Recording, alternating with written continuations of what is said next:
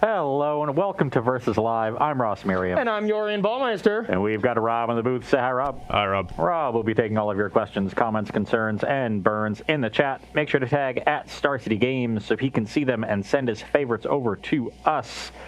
We had such a great time playing Historic last weekend. Really did. And we've got the Kaldheim Championship coming up, which is mixed standard and historic. So we figured we would keep the train rolling on that format. So many eyeballs on it right now. We had some major tournaments go on last weekend with the focus of the SCG Tour Online, as well as the latest Hooglandia Open. Yep. So plenty of historic, having been played. We got some results, and that's really going to set the metagame for the historic portion of the Kaldheim Championship this weekend. Yeah, it really will. I mean, all the pros that I talked to trying to get a sense of, what they were going to be playing were all just saying, I don't really know until I see this amount of data because it's just an absurd amount, I mean, probably a total of, I'm just guessing, but like 700 to 900 people competed in total with all these satellites in the event, and that's probably a low guess.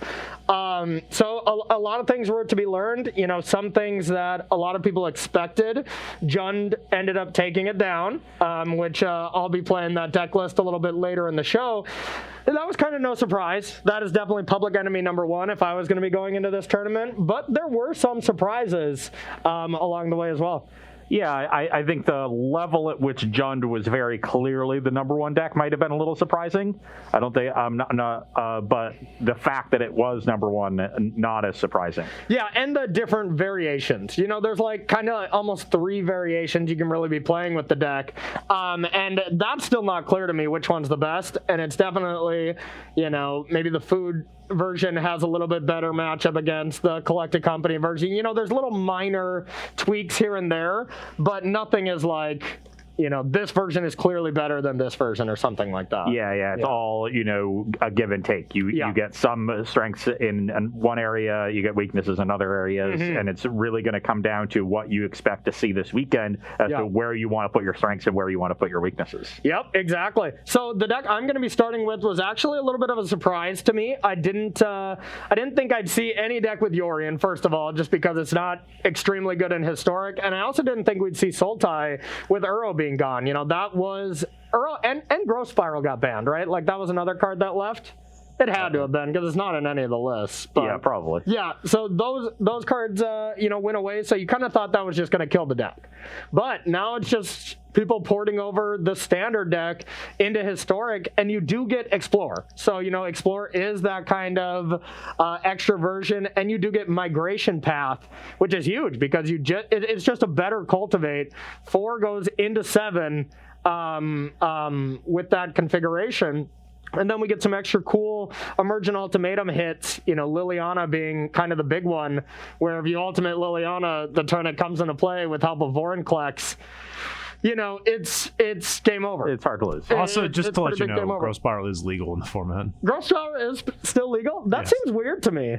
Well, so in a deck like this where you're playing mainly on your main phase, right? And your 3 colors, I think having that colorless green mana cost is more important than being an instant. Yeah, probably. Yeah, no, I guess that makes sense. When we think of the Sultai Ultimatum deck in Standard, it's a little bit less rampy. Like, you do have Cultivate, but you have more cheap removal than you do in the Historic version. Yeah. The Historic version is really just trying to get to Emergent Ultimatum a little bit faster. It's a little bit more linear because it needs to compete with a wider variety of decks in Historic relative to Standard. So I like the way that it's being built a little bit differently to suit the contours of the format. Yeah. I like the way it's positioned because the Jund decks have had to slow down a little bit in the face of hate.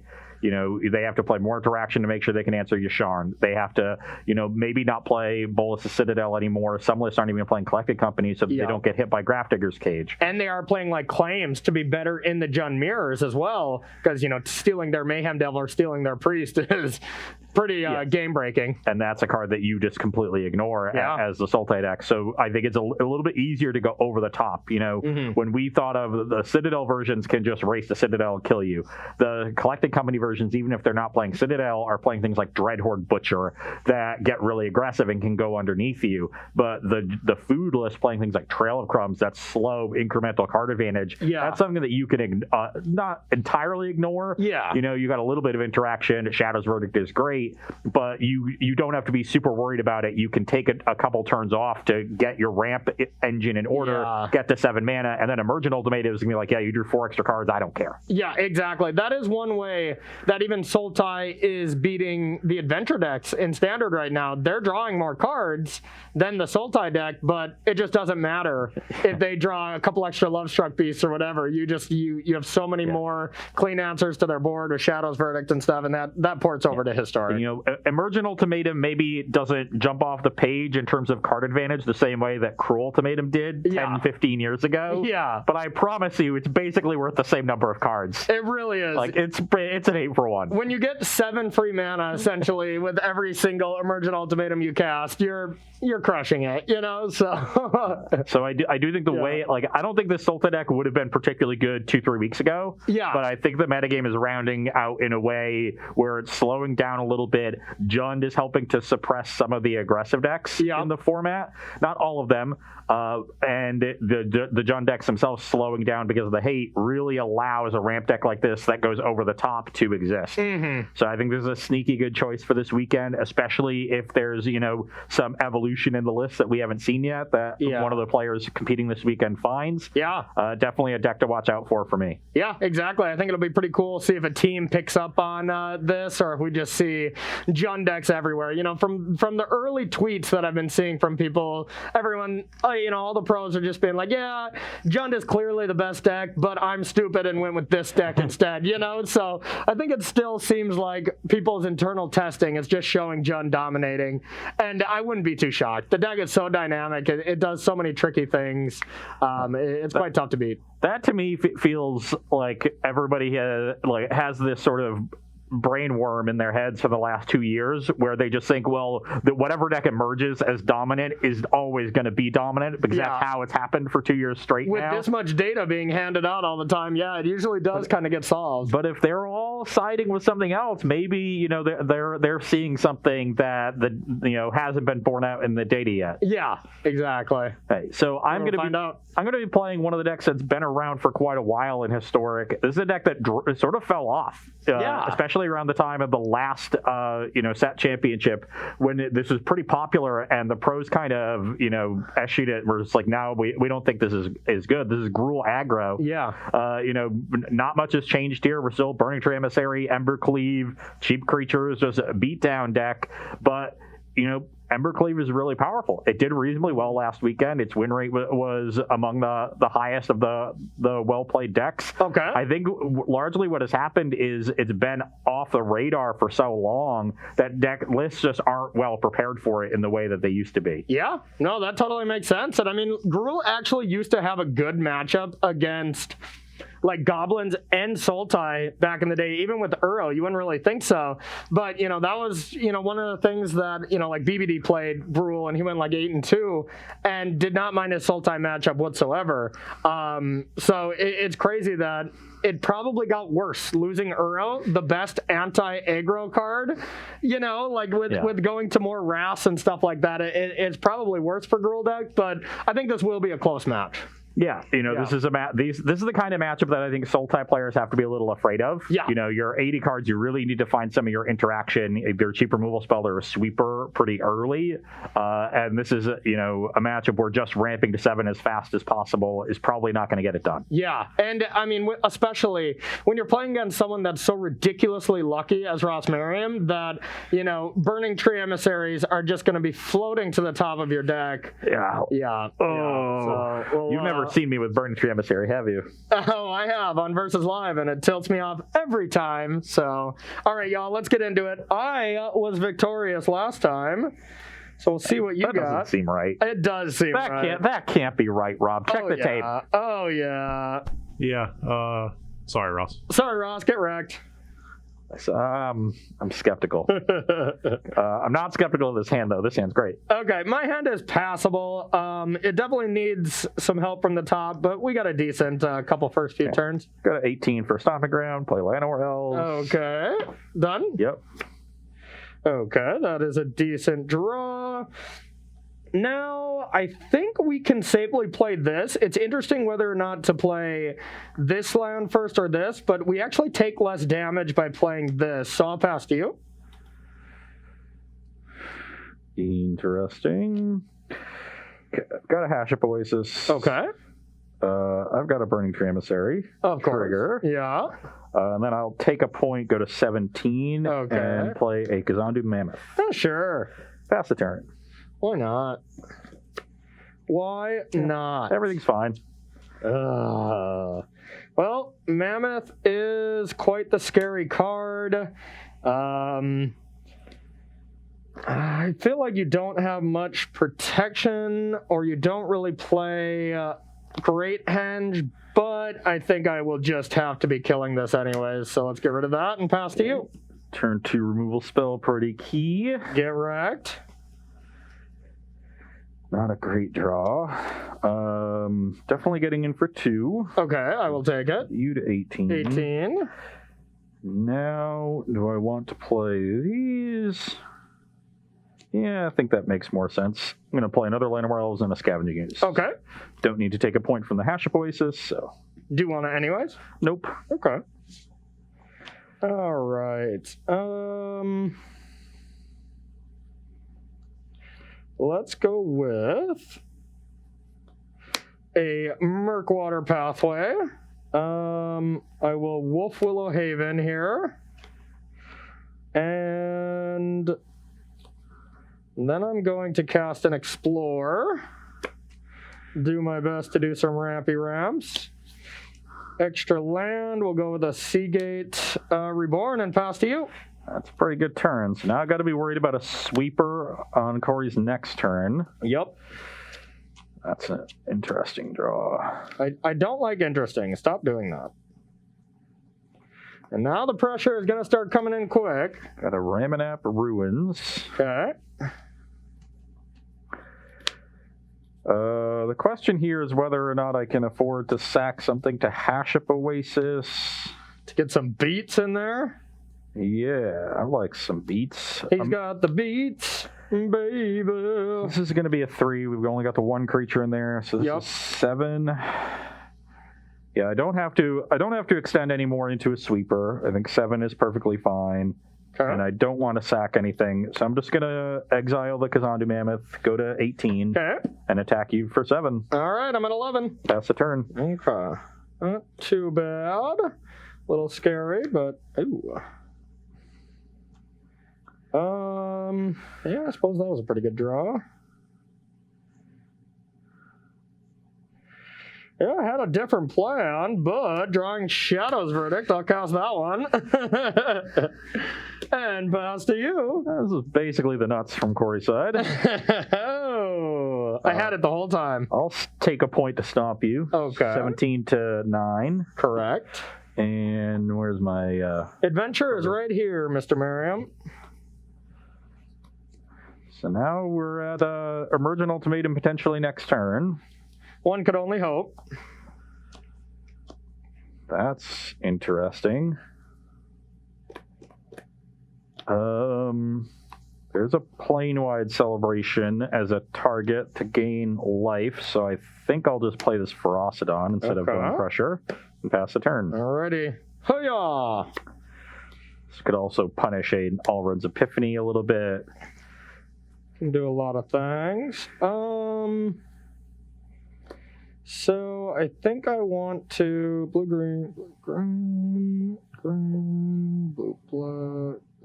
Okay. So let's Wolf Willow Haven Seagate Reborn, and then I have Binding for this, and I'll pass to you.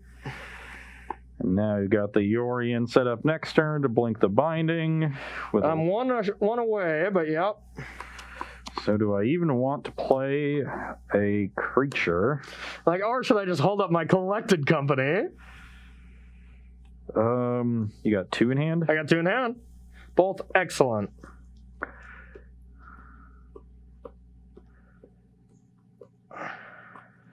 Play Bonecrusher Giant. Pass the turn. All right.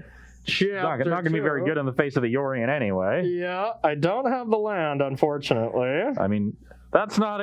I don't know what 3 spells you could have that don't do anything here, but... Oh, yeah, I don't have the land, but I have the Emergent Ultimatum. Which might be nice here. Yeah, so blue, blue, green, green, green, black, black. Got the mana wrapped up. All right, let's cast this. Now, I've got some interesting things. If you have gas in the tank, it's pretty easy to just go for Vorinclex, Liliana, Alrund's Epiphany. But if you don't have gas, the Alrund's Epiphany is not as good. So I could go for something like Kiora Best the Sea Gods, Vorinclex, and Liliana. And it's pretty tough for you to give me Vorinclex. And then that seems pretty strong. Or I can go Alrund's Epiphany and Liliana. And then I'd get another turn, more than likely. Because you can't just give me Vorinclex and Liliana and go down to 1 land. So I think these are my choices. I can do Plane-Wide Celebration as well, but that doesn't seem that necessary. There's a Nissa. I don't search for that one too often. So I think it's between these 4. And based on what I have, I think I will leave out... God, I almost want to leave out Vorinclex. Is that...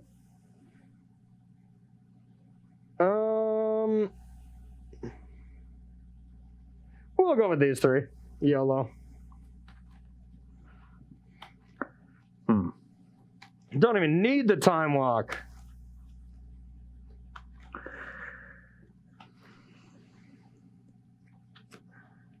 Guessing Liliana or Klex has to go. Gotta break that up. That one's tough. But they're all pretty good. Just trying to figure out some sequence of draws where I can win the game.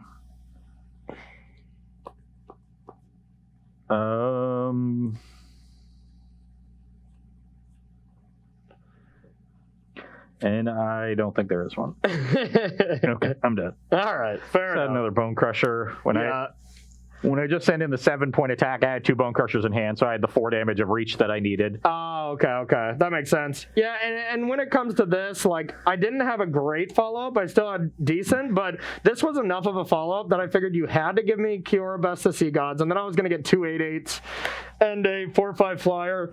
Figured that was going to be enough there, so. Yeah, like, it's impossible to really give you both Liliana and Vorinclex and let you ultimate, like you said. And so, if your follow-up is Yorion, the 3rd card just being the best card with Yorion makes a lot of sense. It's actually kind of awkward if you give me Vorinclex and Kiora, because then my sagas will go away. But I'll get to gain control of your Bone Crusher Giant. You'll just have the entire battlefield. Yeah, it would still be pretty tough for you. So, yeah, I had the nut draw there. Not gonna lie, my opener was just like 3 land, 2 Wolf Willowhaven, Explore, and an Eliminate. And then I'm just like, okay, I just need a payoff and Emergent Ultimatum. First draw, I was like, now we got a game plan. All right, everyone, that's going to do it for our first game here on Versus Live. We're going to do some sideboarding and see what we got for each other. Don't go anywhere. Welcome back to Versus Live, where we are sideboarding in our matchup between Gruul Aggro and Sultai Ramp. On my side, bringing out our Bone Crusher Giants because Stomp is just not a good card in this matchup. Trimming 1 Ooze to make room for some threats that I can, use to extend an early advantage that don't overexpose me to sweepers. Yep. And Clothis and Shaman. Chandra. Also bringing in the one Harbinger. This card probably seems a lot better in the matchup than it actually is. I think so, You have plenty of good answers to it with either Gus out of the sideboard and all the sweepers. Or I can just give you that card advantage, like that's the kind of thing we were talking about to start. But I do think it's better than one Scavenging Ooze. It's a nice hit off of a Collected Company on the end step. Things like that. So not great, honestly. I'm not thrilled with any of these upgrades. I would like to have some way to disrupt your game plan, but that just doesn't really exist in Gruul. Yeah, not really. So we got to do our best to both avoid or dodge your disruption while still being fast enough to race you consistently. Yep. So I'm slowing down a little bit, but I don't want to slow down too much. Yeah, the Bone Crushers aren't your best creatures anyways. Honestly, your best cards are just like Pelt Collector and, Gruul Spellbreaker and Llanowar Elves. Exactly, yeah, the hyper-aggressive cards. So for me, I have quite a few cards that I actually want out, but we don't have a ton of great options for anti-aggro. We really just kind of have all our wraths in the main because Historic is a really aggressive format right now. So I do like how that's built, but, we got a couple stinkers in the deck still that I'd like to get out of there, but Narset being the worst one, especially on the draw, I have no real way of protecting it, so we're going to get that out for a couple of Ether Gusts. Okay. All right. Yeah, it definitely seems like you just got to be coming out of the gates, and that's your best plan against this. There's no real disruptive elements like Radon or something like that you can use that stops Emergent Ultimatum. Grafdigger's Cage doesn't shut down Ultimatum. So I can't really think of any kind of disruptive elements you can even really have. I guess like Rolling Vortex is probably a good one. Yeah, that's probably your best bet, but that's such a targeted card that it's hard to put that in your sideboard. And especially when this deck really wasn't a thing until this Strixhaven Championship. I think 3 people played it, and they all did quite well. 2 of them made top 12, and then another one was right outside of top 12. So a really good showing from this testing group that played it. Yeah, definitely, and that's something. Vortex is a card that, Gruul players should now be keeping in mind. If this is a matchup that you're struggling with, you've definitely got an ace in the hole that you could put in your sideboard, but those kind of things are last resorts because you want your sideboard to be broad-based. Yeah. Unless you're expecting a really narrow metagame. I totally agree. All right, game number 2, you are on the play. Give me some disruptive elements on the draw, please. Ooh. I did. I will keep. I got to mulligan this one. This one's just a 2 loose. I saw this as my start, and I'm like, okay, but then all lands is the follow-up. If I drew some disruption, it would have been better, but that probably wouldn't have helped me out too much. The commit would have been kind of sweet, but... So, Corey, I have a question here from Yargs. Is Yorion particularly necessary in this deck, or do you think a 60-card version could exist? I don't. I think it is necessary, not really because Yorion is specifically good in this deck, but it shares the same lesson that it does in Standard, where you just need 80 cards to balance out all these 7-drops and 6-drops that you play, because you don't want to draw them. So increasing cards is the way to actually prevent that. So while I don't think Yorion is insane, sometimes you get a good binding, and that's perfectly fine, but it's just so you draw your 7 and 8 drops a little bit less consistently. I do think it's actually functions a little bit better in this version of the deck because you're more focused on being a ramp deck, and ramp decks historically have this natural inconsistency where they play so many mana sources so that they can ramp effectively that they flood more often. And just having a free card over here that can potentially snowball into even more free cards is really nice for mitigating that problem that ramp decks just naturally have based on the way they're constructed. Agreed, yeah. And I mean, if you ever even just get a Yorion into play and just get to blink an Omen, that's like enough value for a free card that you're completely happy to do it. But I think that is the main reason to play 80 cards, is just so you don't draw, so awkwardly. Yeah, you don't, and it's not even just about having a card in your hand that you didn't really want to draw. It's also not there for when you cast the ultimatum. Yeah, right? Exactly, yeah. And some of the cards double up, like Plane Ride, Celebration, and Vorinclex kind of do the same thing in certain spots, but it's still a little awkward at times. Okay, I think I can keep this. I'm guessing I just don't want this card. This is another one of those stinkers I was talking about that I don't really want in my deck. So we'll get Supreme Will to the bottom. Okay, I will start on Timbercrown Pathway and the Pelt Collector. Pelt Collector, I don't like that. Oh, that's another stinker. All right, I got this, and I'll pass to you. Okay, I'll play a mountain, a burning tree emissary, Oh my counter on god. collector, Yeah. the scavenging ooze, Okay. and attack for 2. Could have been a little worse, I guess, but that's pretty good. 18. Pass the turn. All right. Well, this is not great. I'll definitely play this as a Murkwater. And now what can we do? Scary stuff. Scary stuff indeed. I want to try to ramp as much as I can, but if we brick, it's pretty bad. All right. Well, I'm going to explore. Go draw. What did you and find? Pass to you. That's not what we wanted to see. I think we were behind enough with that good start that we have to try to make our land drops, but if I brick on 2 lands here, that's going to be pretty rough to come back from. Yeah, really rough when you're an explorer and you fail to find any new lands. I think the queen is going to revoke your charter. Yeah. It's not going to end well for you. Yeah, I don't think I'll be exploring too much anymore. I just have an attack for 6. Okay, I'm at 12. 12.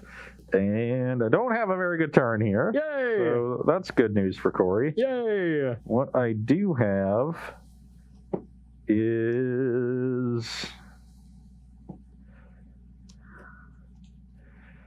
not sure how this card can be relevant. I'm trying to think. I don't think it's going to be. So I'm just going to play this tapped Shatter Skull. Yeah, it doesn't seem like a very relevant card. And a Llanowar Elves. Okay. Pass the turn. Could be worse, of course. Land. All right, that was huge. So we got a land. Now let's go with a Wolf Willow Haven here. And a pass to you.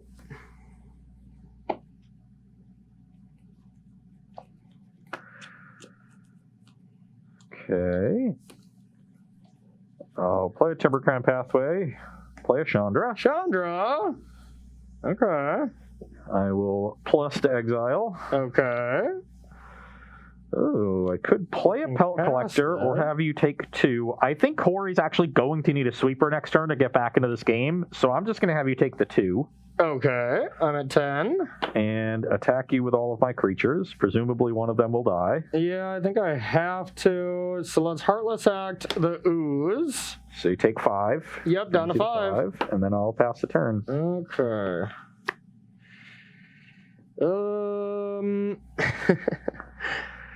And now a single spot removal spell won't do it, because also 3 power coming through in combat plus 2 from Chandra. That's why I said Corey probably needed a sweeper. Yeah, and I do have it. I'll take 2, and I got a Shadow's Verdict. So that'll put you to 3. Yeah, I'm alive by the skin of my teeth, and then I'll pass to you. I can't beat much here. Let's this is on 5. I guess we'll start with Burning Tree Emissary. Okay. Let the trigger resolve. Sure, yeah. then plus Chandra to exile. Okay. That's a mountain. Take 2. All right. Brings you to 1. Yep. I'll play a tap Stomping Ground and pass the turn. If we get a land, I can survive. Huh. No. Dang it. I had this if I had a land, but I did not get Kill Chandra, play a blocker. Yep, exactly. But I can only do 1, so I die. I would have had Hash of Oasis, make you chump block. And then I would have had Kill It and Pact of Negation backup. That would have been pretty good. Yep. Pact. Yeah, you might have had me there. So close. Oh, next card. Yeah, and then just was a product of you just being a little bit too fast. Missing the land off the Explorer was pretty big too, but just some impressive work there. I also think it's important to have the 2 damage from that Chandra instead of the Pelt Collector.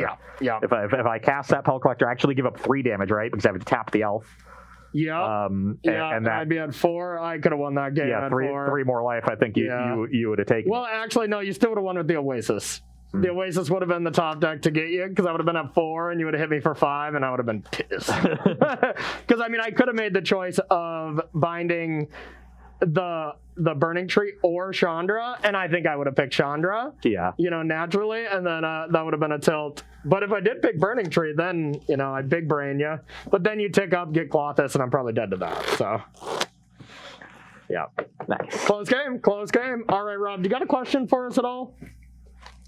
Have you seen either of the new Planeswalkers that have been previewed from Strixhaven? Yeah. So there's a new Liliana and there's a new Kazuma, right? Kazmina. Okay. Yeah, not Kazuma. Is that actually Liliana? They just named it differently? Yeah, it is legendary Planeswalker Liliana. Yeah. Okay, I didn't look at the title. It just has like an assumed identity or something, Okay. I guess. Yeah. Neither one of them look good to me.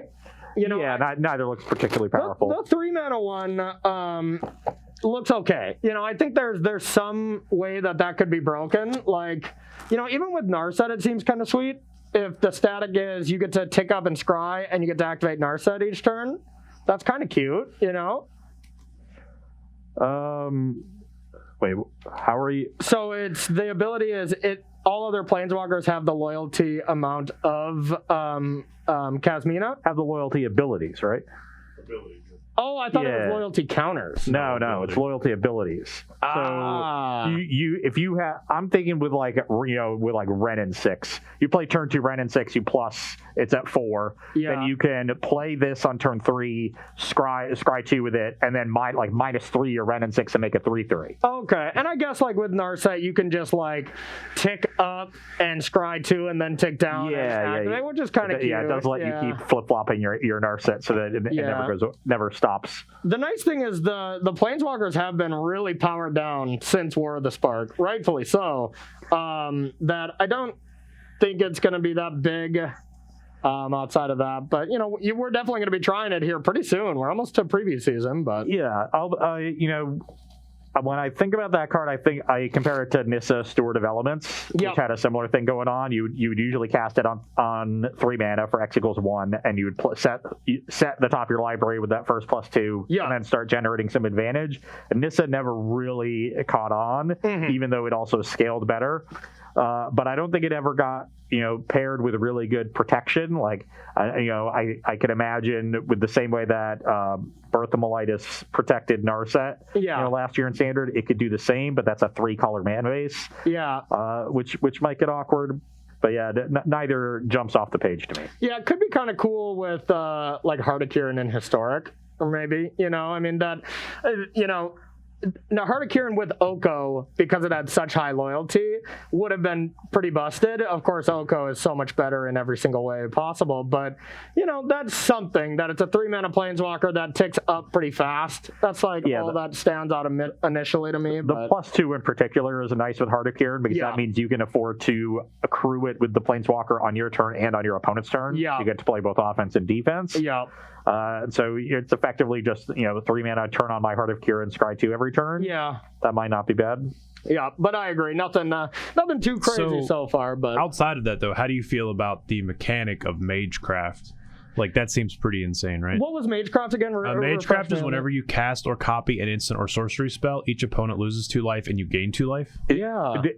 So we have it confirmed that Magecraft is always going to be that specific trigger, drain for 2?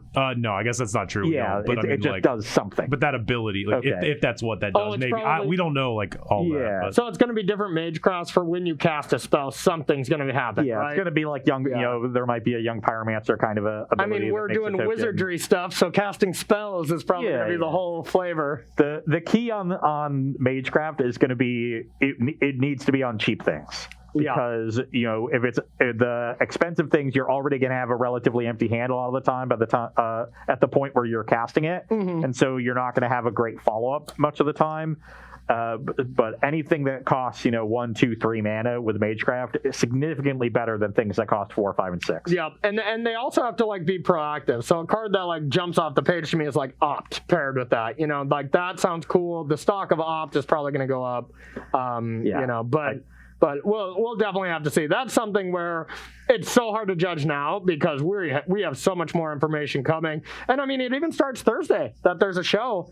I mean, of course, there's a much better show you should be watching on Thursday than these official Wizards broadcasts. I mean, watch the VOD on that. Watch us live, of course. And you will no longer see Corey on any upcoming Pro Tour broadcasts. Yeah, I just got axed right there.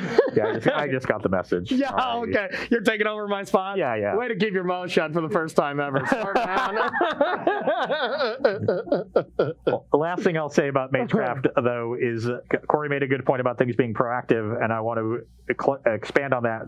Say specifically, any Magecraft effect that has an impact on the battlefield, a lot more important than something that doesn't. Because like Corey said, you want to be casting those cheap cantrips, opts, and strategic planning type cards, so that you just keep chaining through your deck and taking more and more advantage of the Magecraft triggers. So you're saying we should buy Arclight Phoenixes now, right? Before they go up. That's the kind of deck that screams out a Magecraft. I don't know anybody who doesn't already own Arclight Phoenixes. Yeah, everyone bought them at 45, and now they're worth 5, and you're like, I refuse to sell them for that. That's how it's going right now. It's just the best cards, so you should own them because they're super sweet. Of course, yeah. You're not biased, though, right? Not at all. All right, great question, though. Keep them coming in, y'all. I'm going to be going first. Can we keep an opening hand? Yeah, okay. I guess we can keep. It was slightly awkward. So lucky. Yeah. Unbelievable that you get to keep an opening seven. I know. Yeah, I'll keep my third in a row. All right, go. I'm going to sack this while you do your thing. I'll go to 18 and play this Llanowar Elves. Okay, of course. What's it like to have a 1-drop every time? I haven't drawn a single 1-drop in this deck. It's unreal. Yeah, really unlucky. God, you're so lucky. Okay, we'll get a forest. I'll draw. I have a Wolf Willow Haven, and I'll pass to you. Ramp. I'm going to play Pelt Collector and Voltaic Brawler. Okay. Get a counter on the Collector, get 2 energies. Yikes. Then I will pass the turn. Got our Jacob Ball right over here. So you're at 18, right? Yes, I'm at 18. Okay. Pass the turn. All right, I have a pretty scripted turn here. I will play a Migration Path. I think we'll get a couple of Schwamps, and I'll pass to you. Oh, that was horrible. Excellent.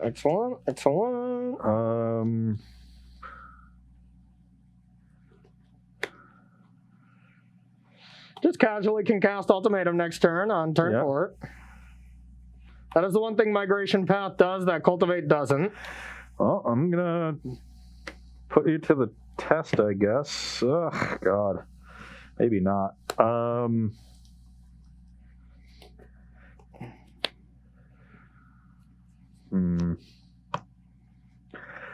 I go like this.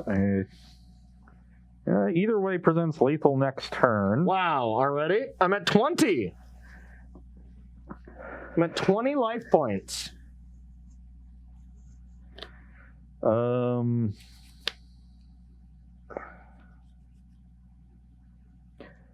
you have the sweeper next turn, if you have Shadow's Verdict, I'm just going to need to rip lands. If you have Extinction Event, then it's certainly better for me to play this. So yeah, I'm going to play second Brawler, go to 4 energy, get a second counter on Pelt Collector, attack with my 3 creatures, pay the energy for the Brawler. You sure you want to spend that energy? Yep. Okay. Take 8. All right. Brings I'm you at 12. Pass the turn. All right. A draw. We'll play this like this. We'll play a Wolf Willow Haven and Shadow's Verdict. Wrath.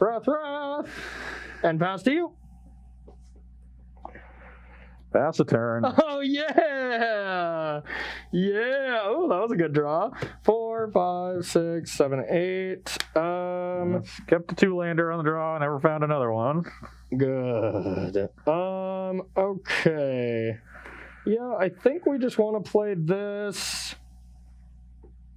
I'm going to cast Planewide Celebration. And I think I actually want to get back a land and just make 3 2/2s. 3 citizens. I don't think I necessarily need to gain life. Yeah, we'll just get the forts up, and I'll play a land, and I'll pass to you. The citizens are here. Go.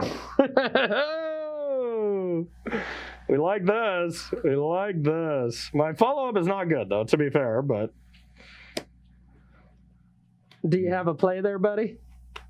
Nope. All right.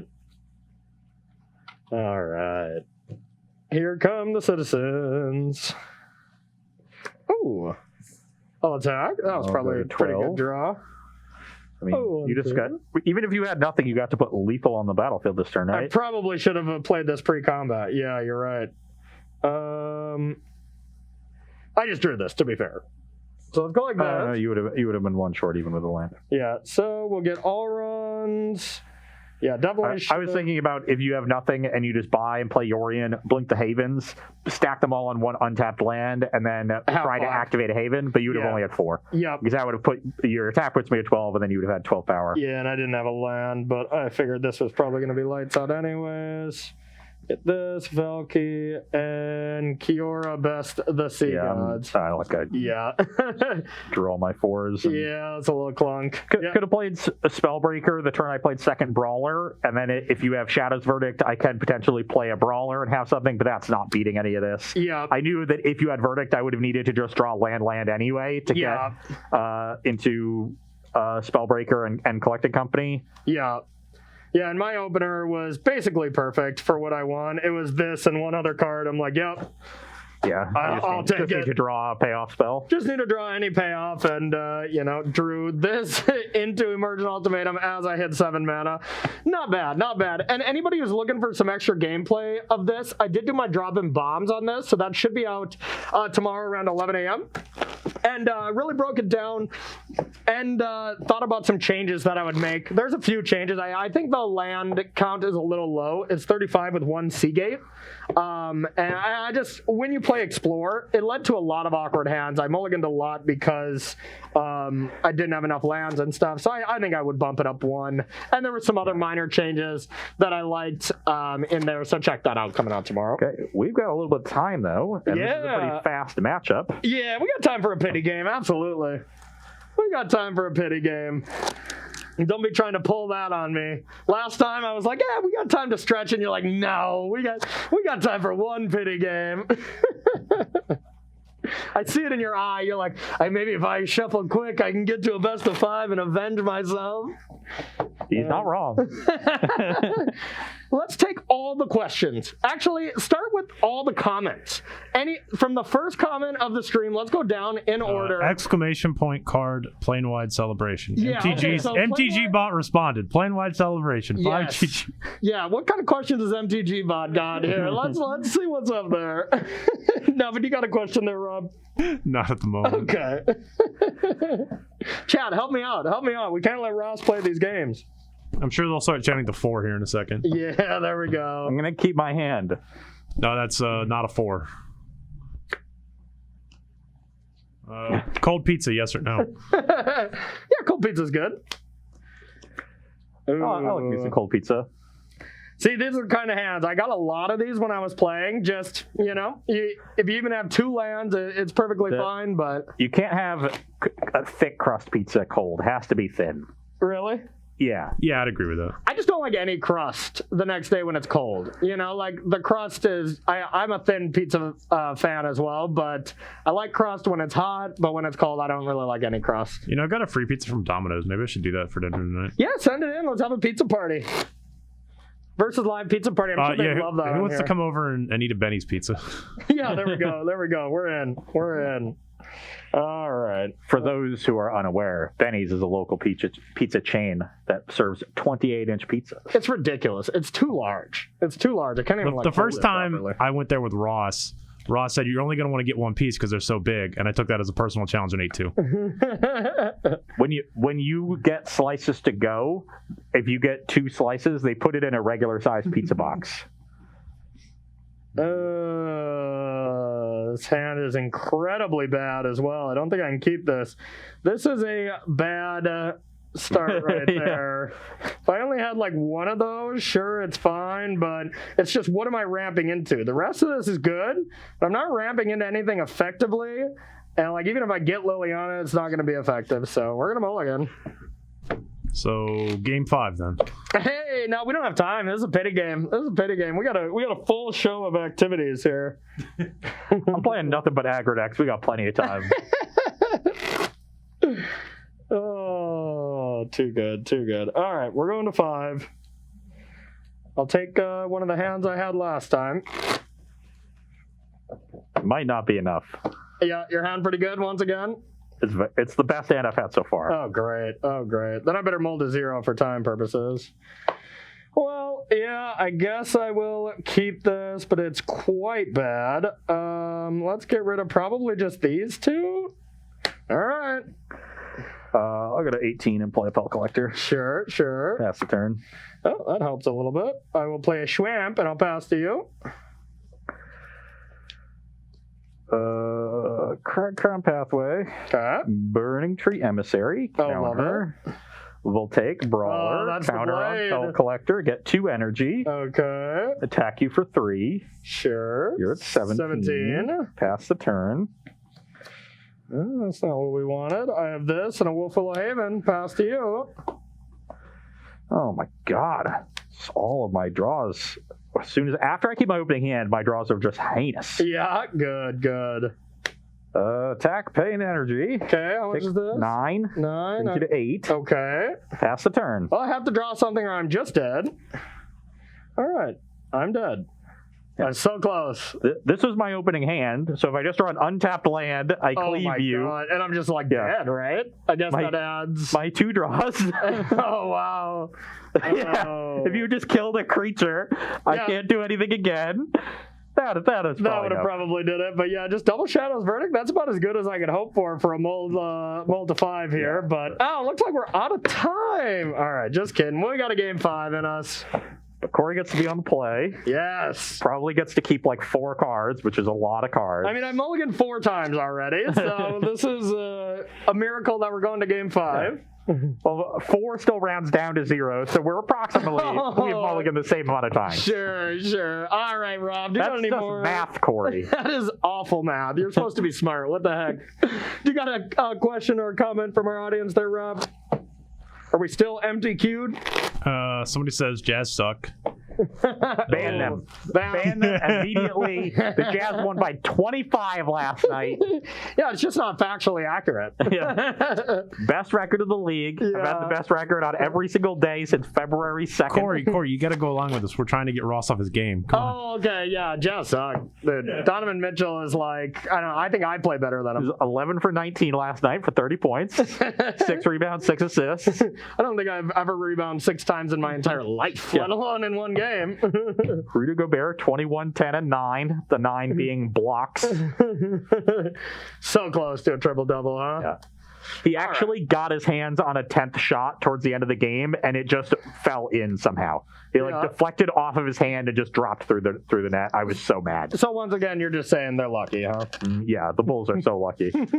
Maybe they shouldn't just drive wildly into the Defensive Player of the Year and throw balls up that he can swat away. Yeah, that doesn't seem like a great strategy. For some reason, Kobe White just could not understand that maybe he shouldn't do that. All right, I'm going to go first in our game 5. Are you kidding me? Are you kidding me? Wow. This is like the exact same hand. I think that is the exact same hand, yeah. On the play, I almost want to keep this.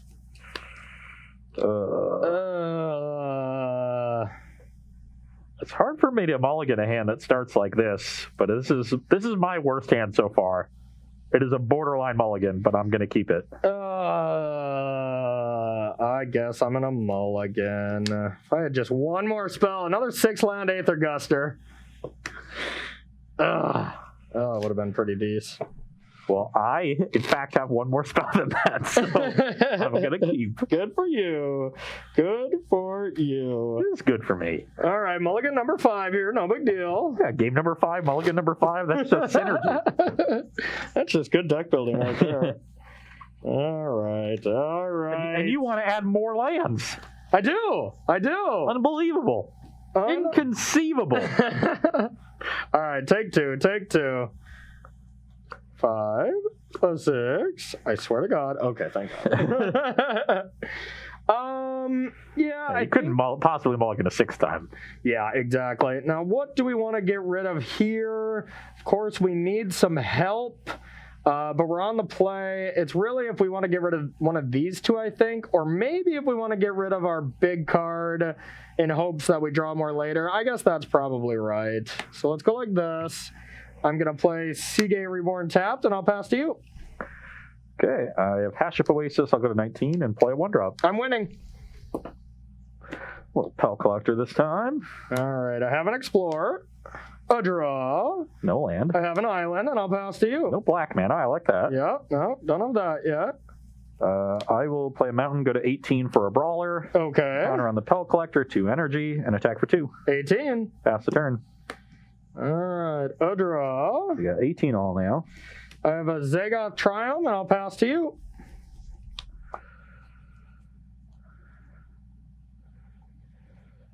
I will attack and spend an energy. Okay. Take 6. Take 6, down Go to 12. I will play a mountain, go to 17, and play a Clothis. I will Supreme Will that. Huh. Counter that, get that card out of there. Pass the turn. All Oh, right. I got punished. All right. Oh, Well, I guess I didn't get punished. I didn't have that line available to me. I think I only really have one option here, and that is to jam Pelucranos, and I'll pass to you. That's a pretty good option. Not bad option. I'll take it. It's big. Huh. Pelucranos. Defense. Defense. Defense. Defense. How do I want to play this? Getting pretty rewarded with the card I put on bottom. I was thinking about Supreme Will or that, and I really couldn't beat Clothis, so. Yeah, maybe I should have just ran this out last turn. Definitely regretting that. Okay. Definitely playing a Ramanap Ruins. Okay. I'm gonna think about the next sort of couple turns about how this is gonna play out. That's the Simic one. So Yep. you didn't even have access to double black if you wanted it. So you definitely could have a Shadow's Verdict in your hand that is uncastable currently. Definitely could be. Extinction Event also would not have been particularly good. Yeah, just a 1-for-1 there.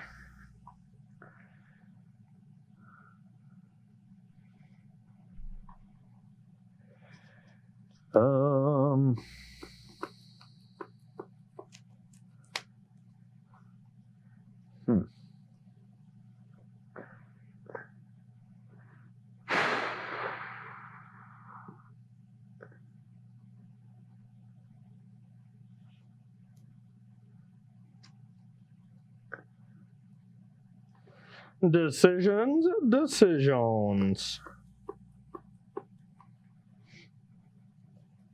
Yeah, this is tough. Really, it's just so dependent on what you could possibly have, and kind of want to force some damage through here. Okay. You're on 5 mana over there, so not too far away from Emergent Ultimatum. I'm getting closer. I'm going to take 1, go to 16. Okay. Play Pelt Collector. Okay. And I'm going to play Rampaging Ferocidon. Okay. Get counters on the collectors. All right. Then I'm going to attack with my creatures and pay the energy for the Brawler. Okay. Now, do I want to soak up more damage, make this a 2/2, or do I want to kill the Pelt Collector, make this a 3/3? 3/3 is kind of appealing because I could like block and then fight this or something and soak up a good amount of damage. And actually, if I kill this, then your Pelt Collector's trigger. That's probably a big reason to do that. All right, I'll block this. Okay, that's a good sign that Corey doesn't have Extinction Event, which is nice. Yep. So we'll get another counter on this Pelt Collector. And I'll when take the 4 3/3 down to dies. 8? Yeah. Yep. Okay, done. Pass the turn. That's a bit of a tilting draw.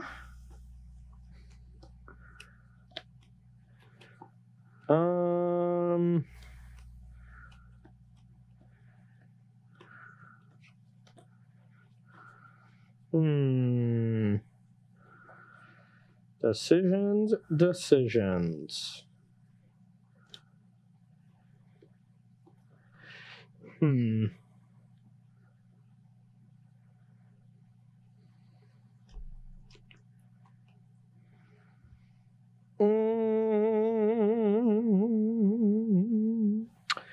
Yeah, what to do. I think I almost just have to say go here, try to interact on your turn. Use the fight ability of Pelucranos. Not great.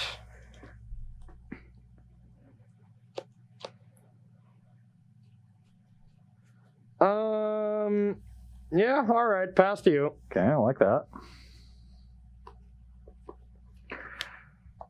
Do not like that.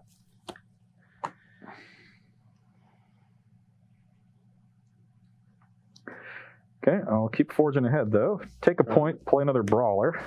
So I'm at 15. Another brawler is kind of obnoxious. Assume we might see a response to the energy. Definitely might.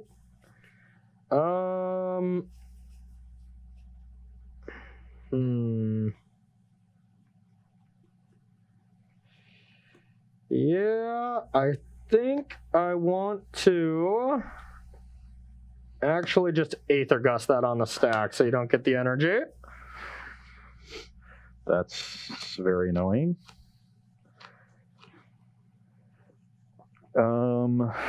And you have 2 in hand? 2 in hand. Well, I'm going to bottom this brawler. Okay. I don't think it's going to be relevant next turn.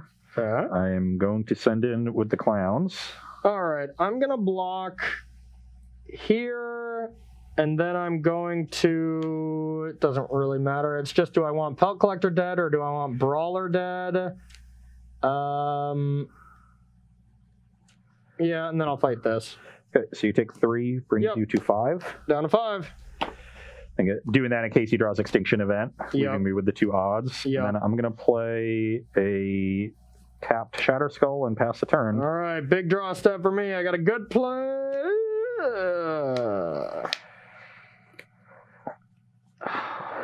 Need the Ramanap Runes plus 1 creature connecting is lethal. Yeah, that is going to do it for me. I had Liliana if we got a Black Source to be able to sack your 2 creatures, but yeah, I just have a binding for the 1 for Ostodon. And yeah, explore. I guess I can explore into not Vorinclex. Yeah, just some awkward-ass draws from my end with every mulligan in the face of the book. But yeah, still very close. But yeah, kind of impressive how much of a fight you're able to put up. The Pelucranos is a nice one-up for a matchup like this. Hard one for me to answer. I had the Shatter Skull.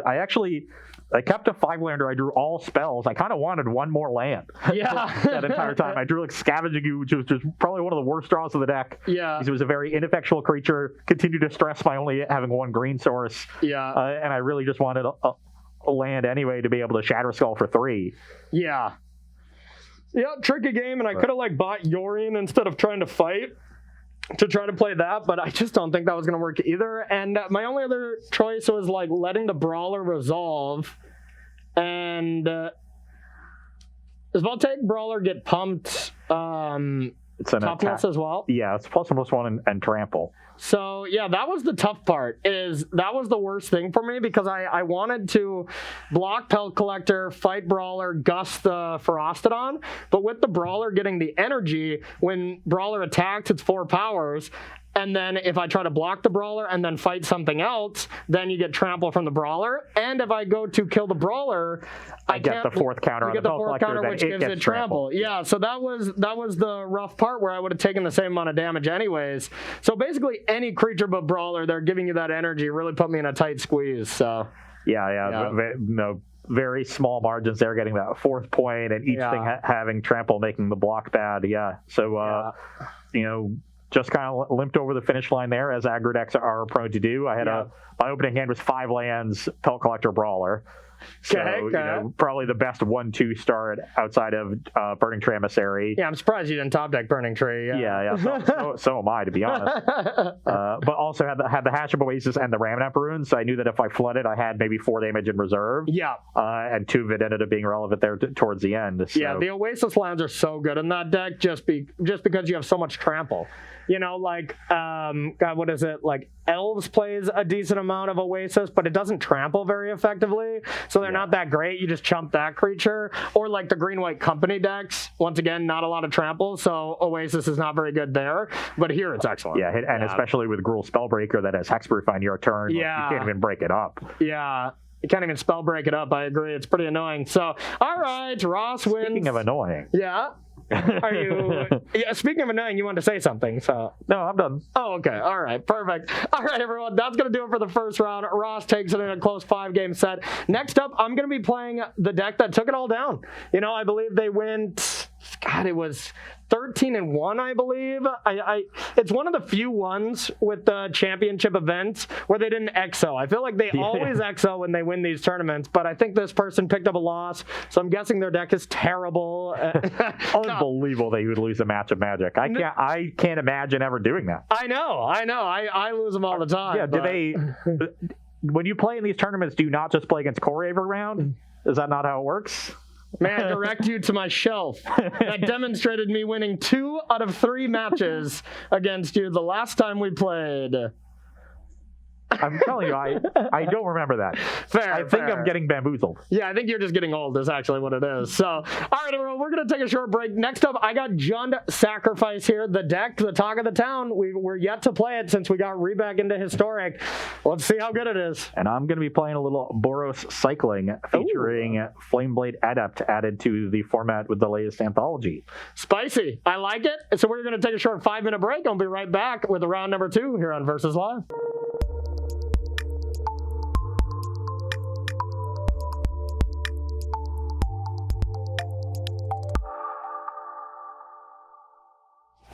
All right, everybody, welcome back to Versus Live. My name is Corey Baumeister. And I'm Ross Merriam. And we got Rob in the booth. Say what's up, Rob. What's up, Rob? Rob will be taking all your questions, comments, concerns, and the burns in the chat. Make sure to tag at Star City Games, and he will get his favorite one sent over to us.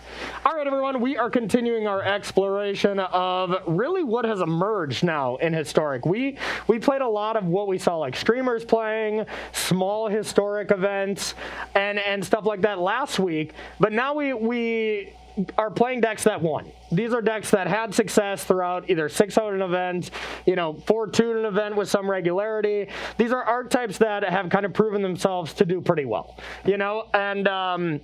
And Jund Sacrifice, the deck that I'm going to be playing, seems like the winner of the weekend. I think we both kind of saw that coming, maybe not with the dominance that we saw. I think with the 2 versions of Jund Sacrifice, it was something like 30% of the metagame for Strixhaven for the championship, which is insane. That's very telling of, just the power level of a deck. And I think that is going to be somewhat close to the percentages we'll see at the Kaldheim Championship.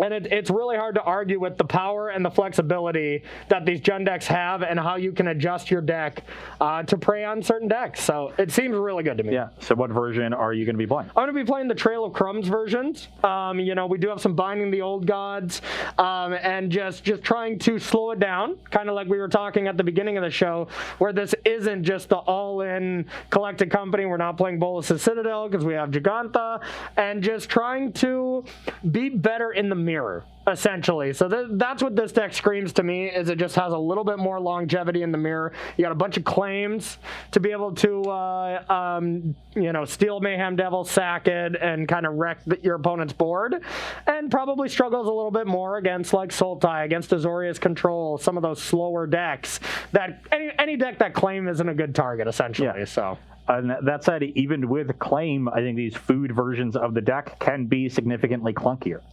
You know, you're playing Trail of Crumbs, you're playing Corvold, which, you know, while really powerful, has less immediate impact than a card like Bolus the Citadel. A lot of them, some do play Company, some aren't. Is your list playing it? Company in this list, I believe it was. Let me double check this. Actually, no, I think the only 4-drop was Binding. So yeah, this one's not playing it. And it makes sense. We have so many non-creatures, right? Like we have Oven, we have Trail, we have Binding, we have Claim. Like it's pretty tough to build your deck. And if you want to play Corvold too, it's too tough to be able to make hits. So we're not a collected Company deck. Yeah, so I think, you know, this version of the deck is a little bit more susceptible if you don't have a Claim draw to just falling behind to aggression, and that's what we're going to be testing in this matchup against Boros Cycling, a deck that demands early answers to its creatures, or you're going to die.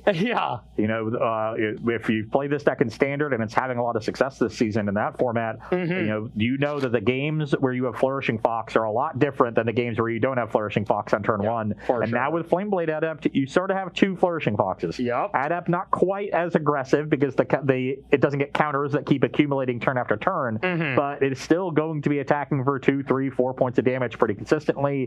It's harder to block down with random creatures, which is something your deck is actually quite adept at doing, and just makes the deck all the more consistent. And that's really important because one thing you are really good at doing is finding Zenith Flare. You have so many redundant one-mana cyclers, so the thing that you're less consistent at doing is getting your opponent into Zenith Flare range on the early turns of the game, and Flameblade Adept helps you do that. So it fills that hole, makes you more consistent. There's two parts to the plan. It's get them to, 8, 10, 12 life, and then point Zenith Flare upstairs. You also get access to the old school cycling lands, Secluded Steppe and Forgotten Cave. So you have even more one-mana cyclers in the deck. That's awesome. Give you a little bit more consistency there. So cool. It'll be an interesting, a good old elk off here. Going to be the battle of the Jagathos. It's nice when your companion has a companion. Let's put them here so they can talk while we play Magic. They're good buddies. I mean, someone's got to be friends on these Versus Live shows. So. Unlike me and Ross, mortal enemies when we step into this office. If even elks can find friendship in this crazy mixed-up world, then wasn't Oko bringing us all together, turning everything into elks? That's just. We should have known. Everything went to crap when we banned Oko. True. Maybe that was the problem all along. True.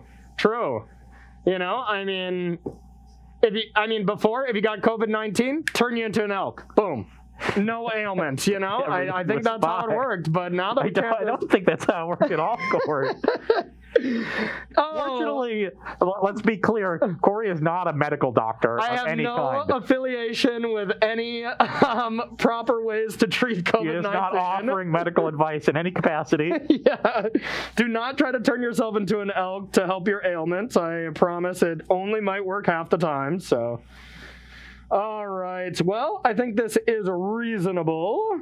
Not insane, but actually pretty decent. I agree. Reasonable, not insane, but actually pretty decent. Wow. Just maybe get your own lines, if you don't mind. So I'm going to start with a Gilded Goose. All our lines are elks anyway, so they're the same. That's true. I'm going to get some Chris Barone and his cute little puppy, and I'll pass to you. Okay. I will start with Plains Flourishing Fox. Okay. Pass the turn. What does that fox usually say? Nobody knows. Oh, okay. But it's provocative. Oh. It gets the people going. No, it doesn't. Okay. What do we want to do now? Pass the turn with no play. God, that's not a bad play. Not a bad play. I think it's the definition of a bad play. Oh, okay. So let's start with some interesting sequences here. And all kind of awkward, but I do want to essentially ramp this turn.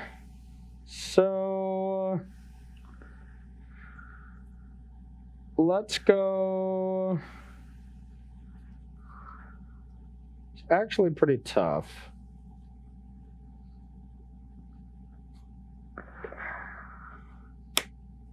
Let's go and sack this and get a Mayhem Devil. Pass to you. That's not good. I want the elks to be able to talk to each other. So of course. Yeah. Smart. Face them towards each other. Smart. Okay, well, that's what we wanted, so that's nice. I will play a Needle Verge Pathway Okay. and attack you for 1. Oh, so you'd let me block your 1/1 with my 3/3? That's so nice of you. I will take it. Okay. Before damage, I will cycle Draenith Stinger. Okay. Get a counter. Sure. Then I will cycle Draenith Stinger. Okay. Get a counter. I'll go to 17. And then I'll pass the turn. All right. Now we're going to have a pretty sweet turn. A really sweet turn. All right, let's start by claiming that fox as my own. I'll attack for 6. I'm at 14. I will play Phyrexian Tower.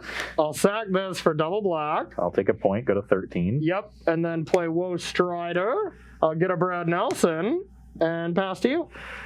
Yeah, that was Is that good? Did I want to do that? really good. Good, good, That good, was good. Really not good. Ugh.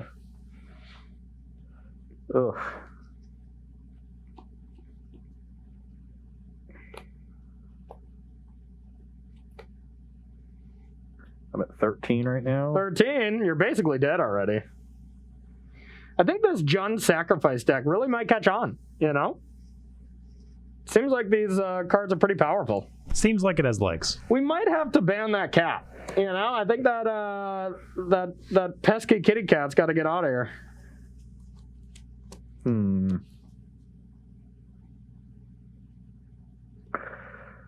I will try to survive. Good call. So bye, Giganta. Now, I can't take Giganta away from its companion right now. True. I'm going to play a Draenith Stinger, Okay. and I'll pass the turn. All right. Oh, that was a good draw. That was a good draw. All right, so I'm going to play this land. I don't know. Do I want black or red? Let's go with red. Now, I'm going to sack this Play for Corvold. mana, deal 1 to this, play Corvold, sack this 1 to that. I will cycle Forgotten Cave, deal you 1. All right, 16. I'll draw a card. Then I will attack for 6 I'll go to 7. and pass to you. And how could I possibly live? Yeah, I mean, you can Zenith Flare like a Woe Strider. That's the only thing I can't sack right now to gain 4 and go to 11, 5, 6, 7, 8, 9, 10. no, Yeah, I'm you're dead. dead. Yeah, even if you could maybe survive a turn, you're not winning that game. Yeah, I had Cast Out in my hand to deal with the Devil, but once the Corvold comes out and I need to deal with both of them, Yeah, it's not enough. it's pretty tough. I also Yeah. didn't have a 4th land, or at least an untapped land. Okay. Yeah, you got all those cycling lands, huh? That's a little bit of a cost for it. But It was awkward because I drew the Inspiring Vantage as my 3rd land, so I never had so I couldn't play a cycling land that turn, which is what I wanted to do. Yeah. Because then the Vantage would also be tapped. yeah, that's a little But awkward. even then, the Cast Out was not going to be enough. Yeah, my draw was pretty perfect, so pretty much Just like last match, game 1 you have the nuts. Yeah, and then I'm only getting just 11,000 times in the rest let's of do it again. So. All right, everyone, we're going to take a short break, and we'll be right back with sideboarding between Jund Sacrifice and Boros Cycling. Don't go anywhere. Welcome back to Versus Live, where we are sideboarding in our matchup between Boros Cycling and Jund Food. On my side, just a couple baffling ends coming in as efficient answers to Mayhem Devil in particular, but they can hit, Gilded Goose or a Woe Strider that's being problematic. Cutting what I believe is the worst cycling card in the deck, which is Draenith Healer. This is not a matchup where incidental life gain is going to help me in any way. When Corey takes over the game, he's going to be able to control my battlefield and go way over the top. This is more helpful in matchups like Mono Red and really low to the ground aggressive decks. So just trimming a couple healers, bringing a couple more removal spells. All right, and I'm just bringing in some more removal as well. Cutting Thoughtseizes, you have a lot of redundancy in your deck, so this is not truly effective. Hitting 1 Trail of Crumbs because we're bringing in a lot of spells, so I don't want to miss. Plus, it's a little slow. And then we're taking out 1 Binding. I think a Braid is a little bit better. Can kill the Hollow one if you get it. Can also just kill Flourishing Fox on turn 2.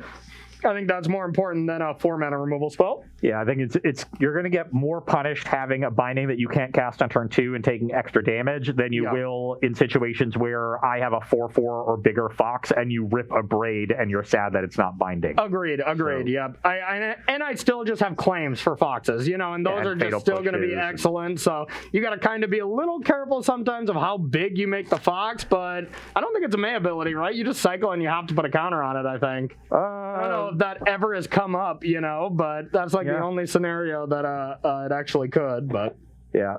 For the most part, I want to get it to at least 4/4 to survive a braid, of course, but also to be able to go for blood and fight some of your creatures like Mayhem Devil is nice. So once I'll be pretty aggressive getting it to 4/4, and then I'll start thinking, how much of a liability is it for me to get too aggressive and deal a little bit of extra damage on my turn and maybe take more on the crackback, as opposed to just cycling on your end step. Yep. No, makes sense to me. Hey, Rob, you got a question for us at all while we get ready for the second game?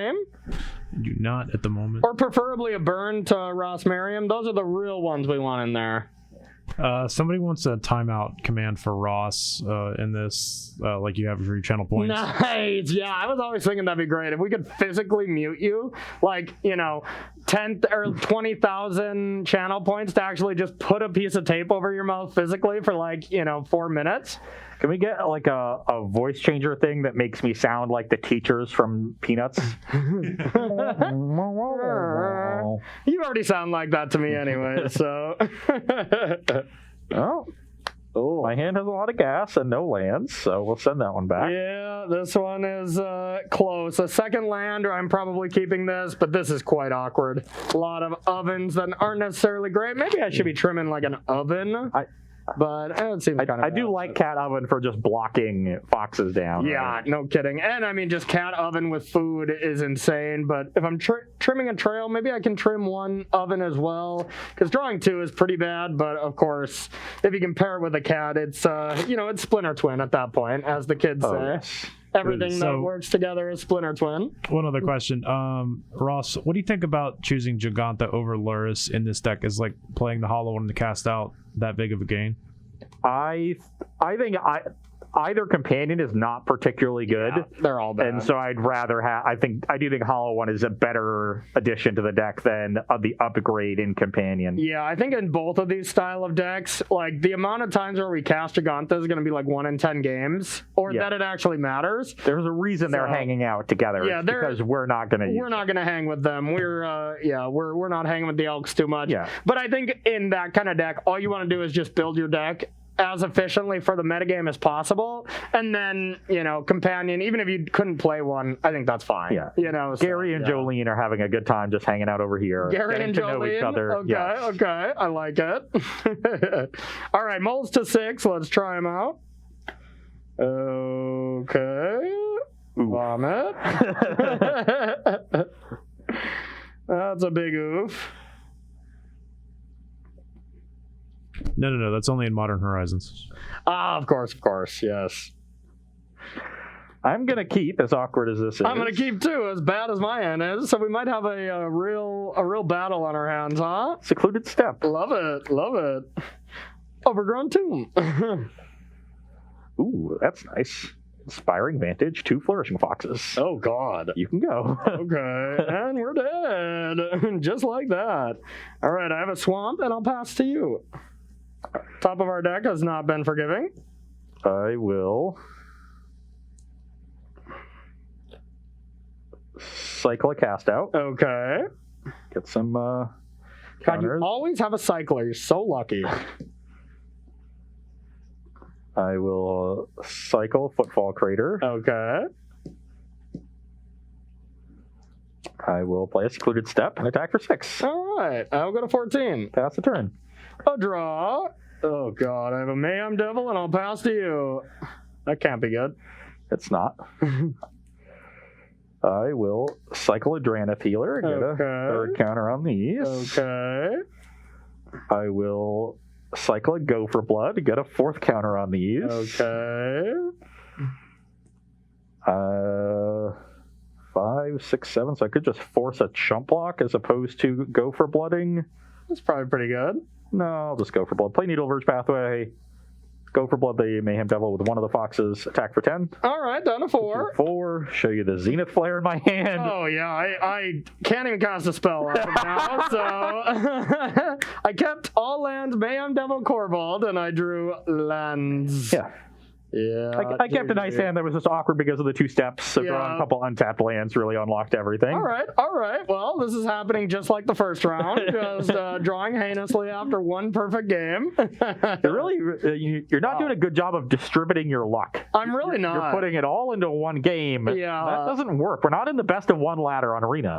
That's all I've been practicing for the show, so that was foolish of me, I guess. Yeah. Really got to adjust your strategy here. That didn't go great. I guess I could have mulliganed. Maybe I had to. Maybe I had to mold a 5 on the draw there. But Mayhem Devil and Corval, I mean, it's okay. I definitely have to draw something, but maybe I should have just shipped that one back. Pretty tough to go to 5 there, but yeah, couldn't really beat a Flourishing Fox, and you have those in your deck, so. Recommendation for channel point usage, Okara 115. What about 25k channel points for Ross to rant about something he wants to for a few minutes? Yeah, Ross would just sit in the channel while he's like on Versus Live just so he could redeem it himself to do some ranting. I would do that. Yeah. I said if we do that, he might never stop. Yeah, and then for 10 channel points, you can stop a Ross Merriam rant in its tracks. just 10. Yeah, I know in my stream I made it so it's much cheaper to time Ross Merriam out than to free him. That was by design, and it's so funny. All right, game number 3. I'll be going on the play. Come on, what is this, Rob? What is this? All right. We recovered a little bit there, so I'll keep my hand. I'm a little confused. Yeah. This hand doesn't have Flourishing Fox in it. Oh, you better mulligan. You better find that. Was that? I think that's important. I was told I would have Flourishing Fox in all of my opening hands. I was told that this would come with Flourishing Fox. Is Also, that not the case? Shuffle or broke. Next question, please. You still have my stapler. You took my stapler? This is a keep, though. You're going to keep? Okay. Yeah. I will go with a Crate Crown Passway and an Oven. Pass to you. I will play an Inspiring Vantage and pass to you. Okay. I have a sad tap land pass to you. I will cycle a Footfall Crater. Okay. I will then play a Draneth Stinger. Okay. Pass the turn. That was a heinous draw. Let's go with so many lands, Not a Mayhem Devil. Not a Mayhem Devil indeed. I have a Woe Strutter. Pass to you. That I can accept. Okay. I'm going to go to 18 for the Sacred Foundry. Okay. You're still at 20, right? 18 to 20, yep. I will play a Valiant Rescuer. Okay. And I will attack for 2. I will block. Okay, I will cycle a Footfall Crater, get a 1/1. These are human soldiers. Yeah, Shaheen will do. Yeah, they don't have any special ability. Oh, we have Aaron Barrett right here, so. Which is Aaron's just a soldier, and Shaheen's just a human. I think that means you get both of them. Yeah, so I got one of each, right? Yeah, this is not fair. I'll take Aaron Barrett's. He's only good when you have him on turn 1. I want to debate if I want to sack this goat, and I think I can to do a little scrying. So you're going to go to 19 from the Stinger. These will trade. Yep. And I'll pass the turn. All right. A draw. Oh, that was nice. All right. So I will take 2. 17 to 18. And go with a Claim the Firstborn and a Mayhem Devil. And I'll attack for 3. So if I take it, you just sack to the oven and kill my token. If I block, then either they trade and it's the same thing, but you don't get a food and I don't take 3, or you do the sack. So yeah, I'll block. Good call. Before damage, I'll block and kill that. Yeah. I'll get a Crisperone and I'll pass to you. Okay, I'll cycle a Go for Blood. Okay.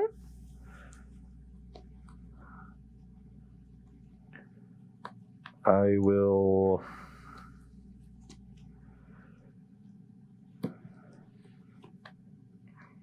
play a Secluded Step and pass the turn. All right, I'll untap.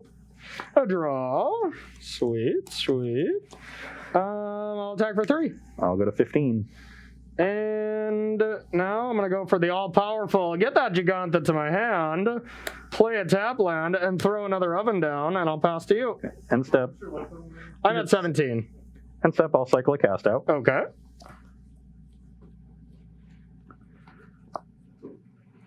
I'll play Inspiring Vantage, pass the turn. All right.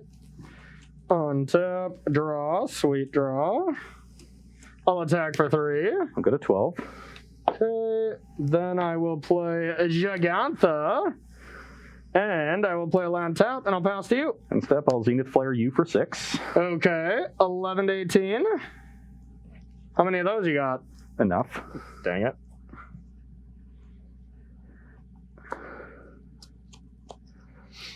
I'll cycle the Dragon Stinger. Okay, I'll take 2, go to 16. okay, I'll cycle a Gopher Blood, okay. and I will pass the turn. All right, not cool, not cool.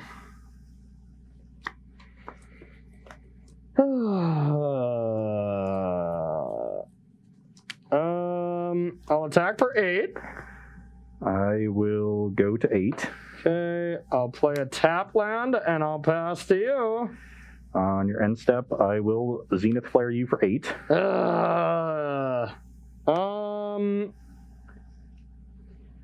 Eight, so I can... I think I'm going to start by... I guess it doesn't matter too much. I'll sack this to deal you 1 and gain 3. I go to 7, you go to 14. Yep, and yep, take 8. So I go to 15, you go to 6. Yep. All right. You got another one? Go to my turn. Yep. That'd be not cool. I'll cycle Flourishing Fox. Okay.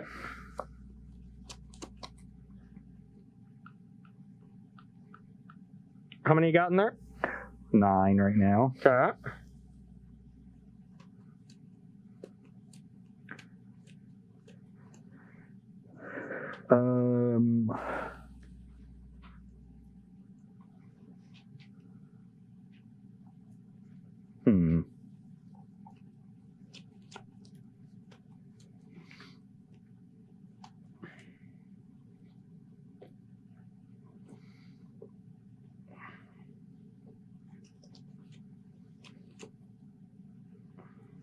You have me at 15. 15.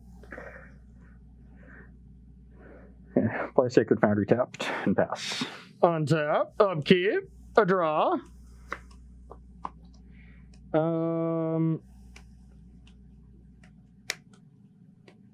I'll play a Gilded Goose.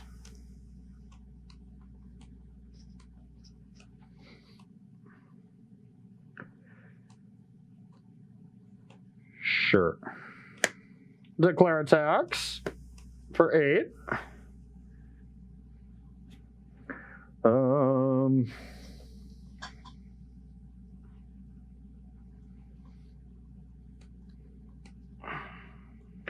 you got 15 to 6 right now. Correcto.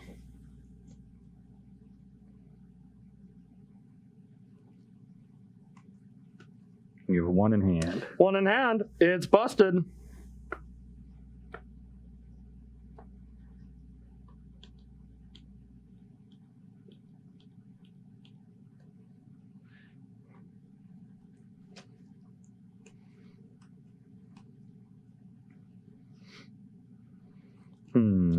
It's just 2 Zenith Flares and you're just completely trolling me. You do kind of need 2 right now. 1 is not enough.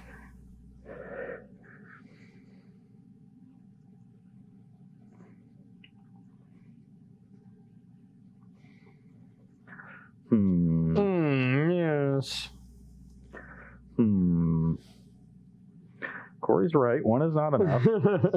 So I think I've got to play this cast out. Okay. Your target, good sir. I will target the Mayhem Devil, I think.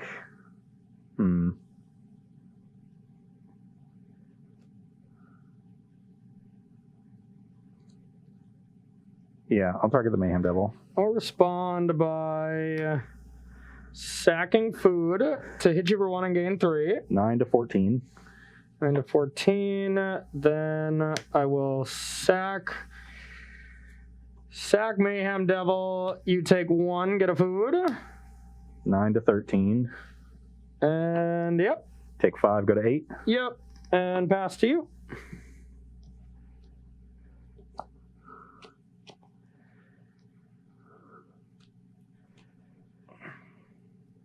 Pass the turn. And you have 9 in your graveyard, right? Yep.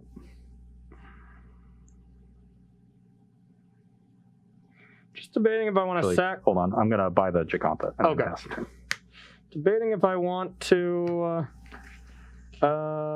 sack the food right now. You could, in response, hit me. Then I just Gilded Goose, or I sack the goose, sack a food to stay alive. Don't think it really matters too much. All on top.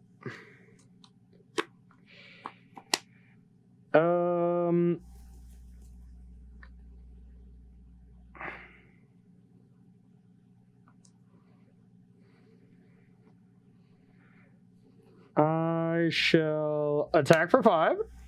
I'll play another cast out. Another cast out. You have 1 card, 2 cards in hand? Yep. Okay.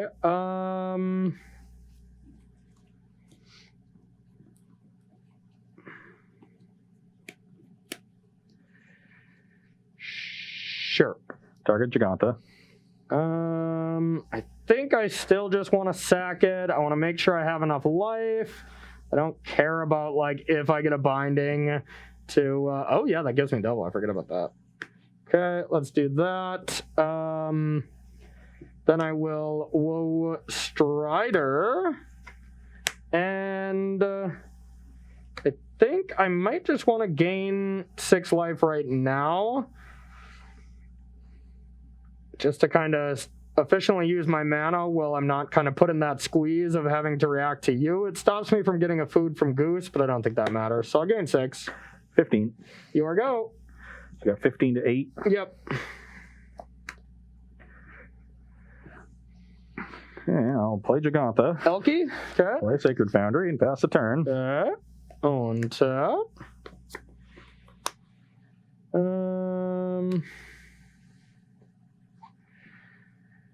I have a binding for that. An attack for 3. I'll go to 5. And pass. I think while you don't have mana for that, I will...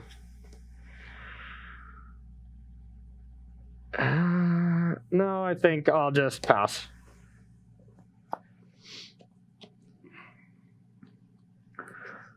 Cycle Drannith Healer. Yep. Cycle Flourishing Fox. Okay. Cycle Drannith Stinger. Okay.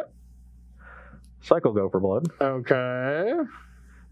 Cycle Secluded Step. Okay. How many you got here? 1 million? And then I'll pass the turn. 8, 9, 10, 11, 12, 13, 14? Give me a... I have you at 5. 5. Yep. Probably shouldn't have cycled that Secluded Step. It was just kind of on autopilot, but whatever. Yeah, okay. End step, I will make another food. Certainly should not have done that, but hopefully I yeah, won't might get have you punished. dead. Might have you dead. Now the question is, upkeep, do I want to try to find a way to kill you? And probably. So upkeep, I'll sack the goat. Let's try.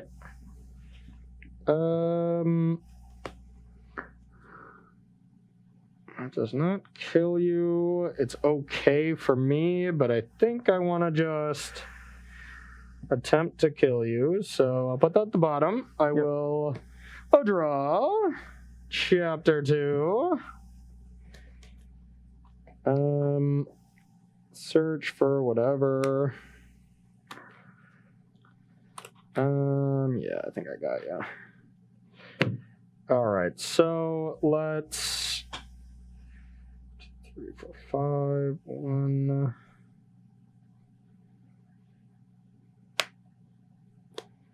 I will sack of food. 5 for mana, for black mana.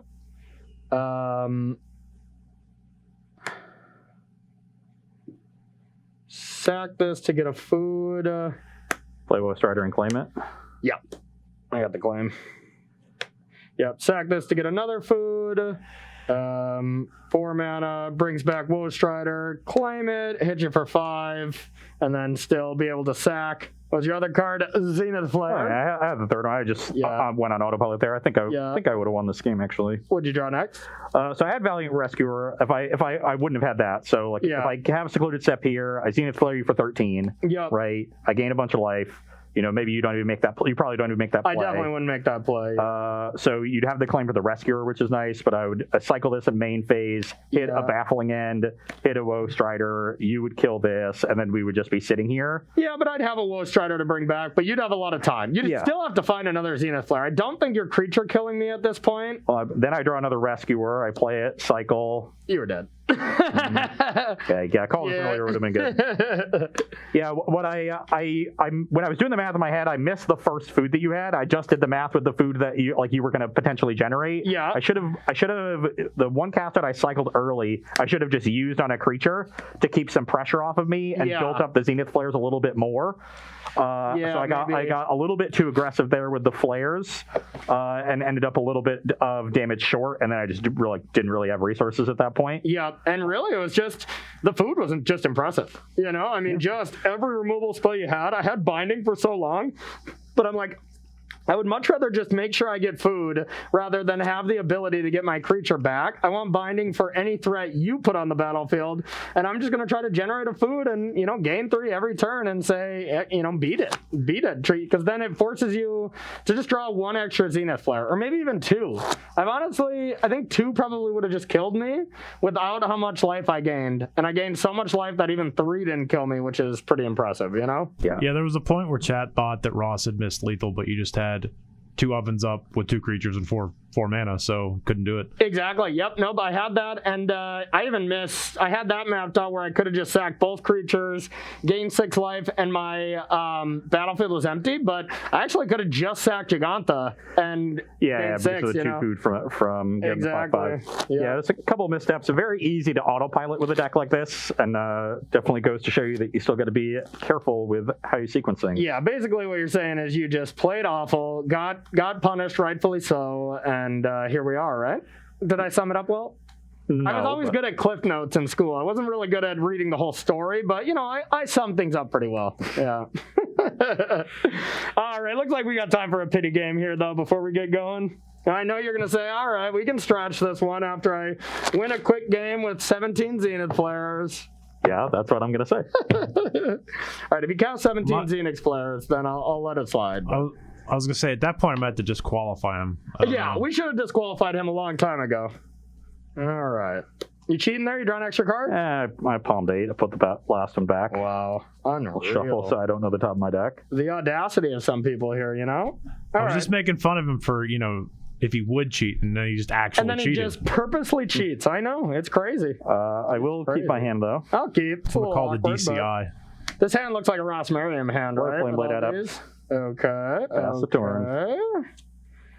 No, it's only a Ross Merriam hand if those are the first 2 lands you draw. Yeah, and you have only one other in hand. Well, awkward. Let's go with this, and I'll pass to you. Okay. Oh, it's only 1. Okay, I thought I'd get +2/+0 for a second. No, it's not that good. God. Valiant Rescuer, get in for 1. All right, 19. Pass the turn. All right, I will sacrifice this. I don't have any cycling, so I couldn't take advantage of that. Now, the real question is, what do I want to search for here? I think it has to be, it's either green or red. I'm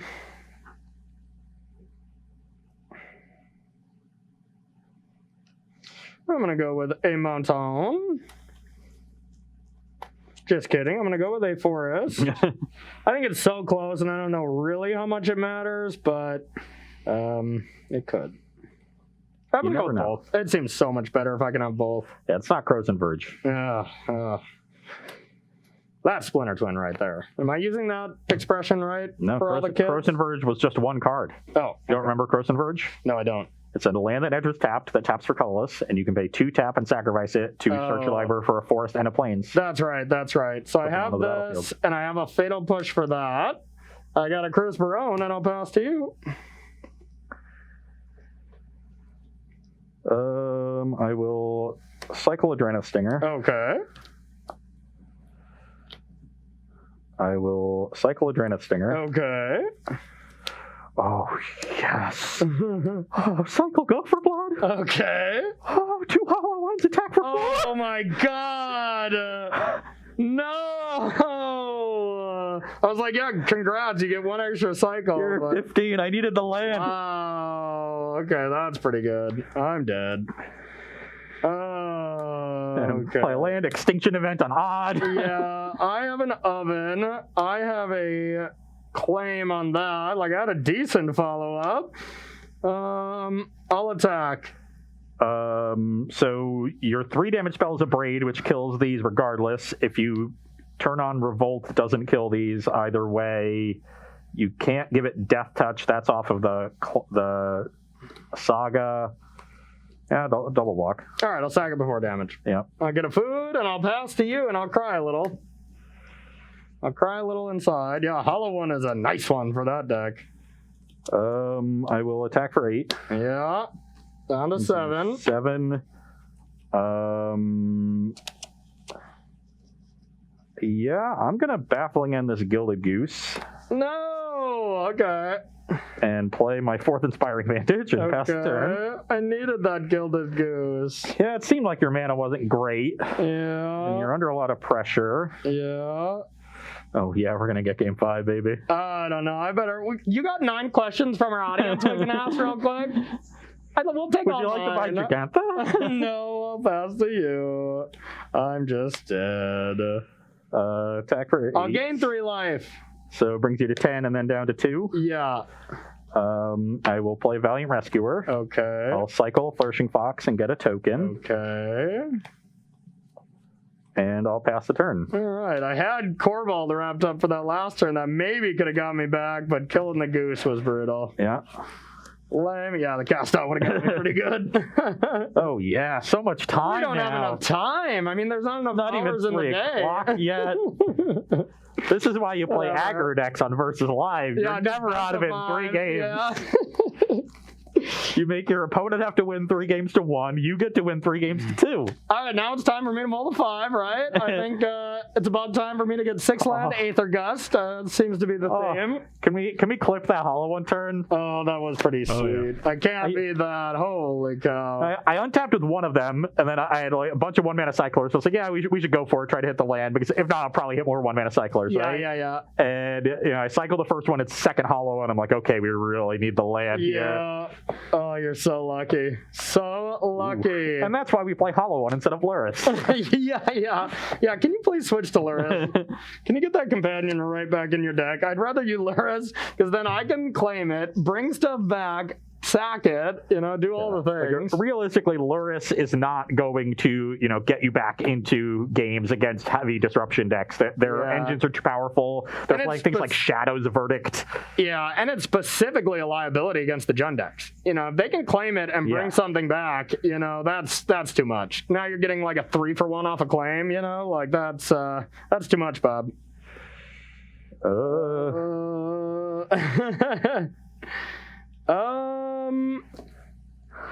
Yeah, I can try it. I always look at hands like this, and I'm like, yeah, I'm going to make a bunch of land drops and cycle through my deck, and that's probably fine. But I think I need early pressure in this matchup, and this hand just doesn't have that. Nah. Unless you count Drannith Stinger, which I do not. Nobody does. Nobody counts that. Okay. 5, 5, 5, 5, 5, 5. I'm saying high fives. I can't wait to high five you again. That's what I was saying. No subliminal messages about anything else. Nothing about that was subliminal. Okay, That was liminal at best. Potentially super liminal. Hey, Rob, have we set up that Timeout Ross thing yet? Can I get an update on that? Yeah, eventually. Okay, or soon. I'm sorry. When we can hug and touch each other again, can we get a just me slap Ross Merriam command? I'll just take $20 off my paycheck each time that gets redeemed that I get to do it. I mean that sounds. He probably would not get paid at all. Yeah, probably. I'm fine with it. How's that? It is perfectly fine. I'm just going to figure out which card I want to put back. I think I'm going to be on this plan and put this Valiant Rescuer on the bottom. I'm going to slap this Growth and I'll pass to you. I will play a Secluded Step and pass the turn. All right. Well, that was not exactly what we wanted to draw, but I have a Mountain and I'll pass to you. I have a Forgotten Cave and a pass of the turn. All right. Not bad. I have a Pause for Dramatic Effect. Let's go with, I don't think it matters a ton. Let's go with Slitherbore Pathway and a Whoa Strider. Yum. I'll cycle a Drannith Stinger. Anybody else think about the Red Robin theme song whenever you cast this? I do not like Red Robin in any way, but that's what goes in my head every single time. Where's Brad? All right, there we go. Brad, I need your help. I'll cycle a Cast Out. Must be weird living in your head, Corey. Oh, man, there's a lot of stuff that goes on there.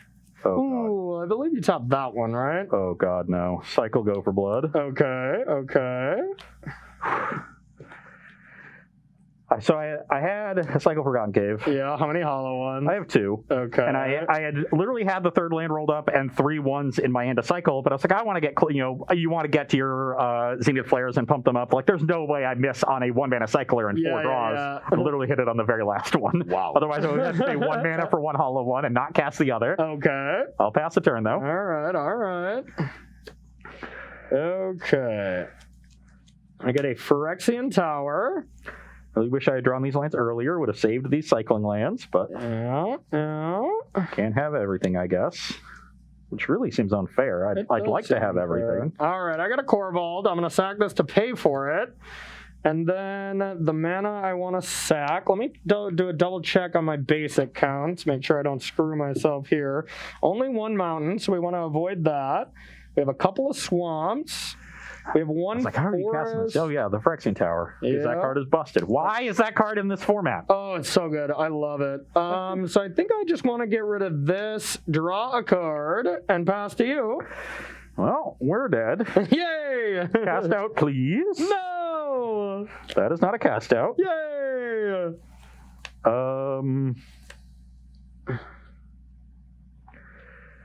I guess we're going to play. Does it matter what this pathway is on? Not really. We'll play Needleverge Pathway. Okay. I'll cycle Drannith Healer. Okay. That's a tilt. Yay. I will.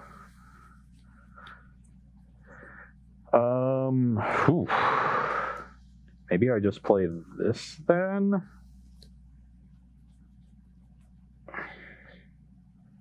Trying to think like what Corey's next turn is going to be because he's a little light on resources. Corvold might just be staying back. Play a little defense while he for at least for 1 turn while he like sets up a battlefield. Could be. Another Woe Strider and it probably attacks. Could be. Yeah, I think I'd rather just keep the Cycler. I'm going to play Flameblade Adept and Baffling in the Woe Strider. Just limit your resources again. Okay. Pass the turn. I'll untap. I'll draw. We got options. Sack Corvold to Phyrexian Tower. Yeah, that's step 1. That's what I heard. Okay, so let's go with a Mayhem Devil. I have a Fabled Passage. I'll sack this, deal 1 to this. Draw. Do I draw first, I guess? Yes. Oh, swoops. Okay, I didn't look yet.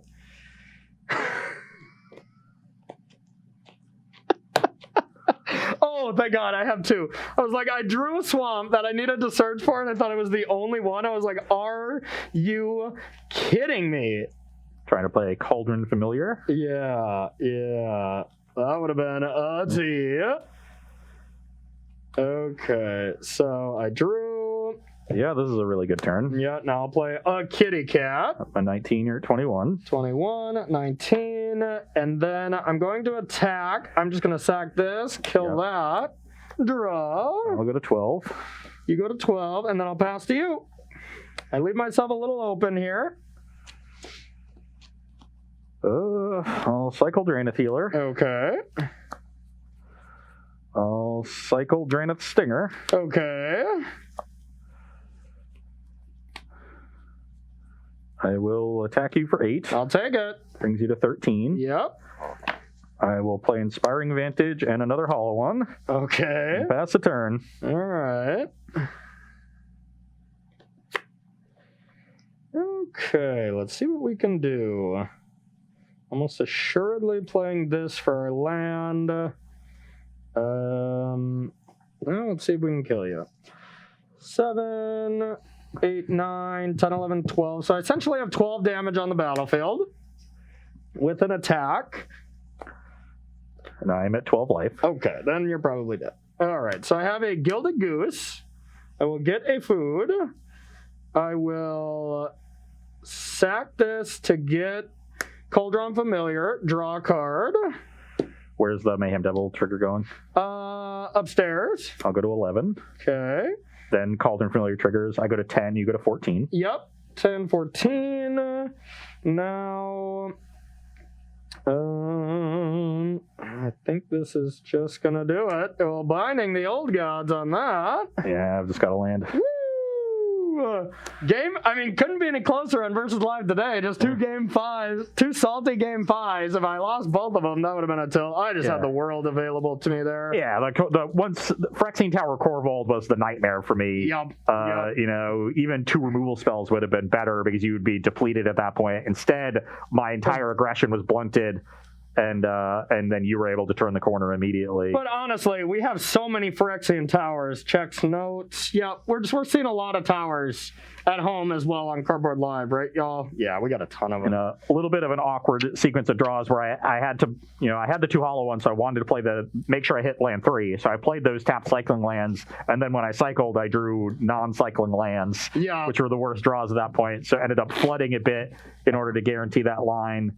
I think, if I have an immediate cast out for the Corvold, very different game. Yeah. And I was, that's what I was going to save, obviously, if I had extra 1-mana cyclers, but hitting the lands didn't afford me that opportunity. And I do only have 1 Phyrexian tower. I just drew it exactly when I needed it in the 2 out of the 3 games I won. So.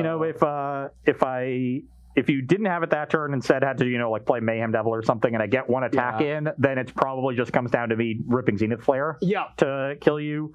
Or cast out again. But really just the awkward sequence of draws on my part, I think, is the biggest deal, which is a little bit awkward with this deck, right? Because you want to make sure you hit your first 3 or 4 land drops because you want to be able to cycle through your deck really efficiently. And it's nice to have those cycling lands once your mana is established, but they can interfere with actually establishing it. So it's not just pure upside.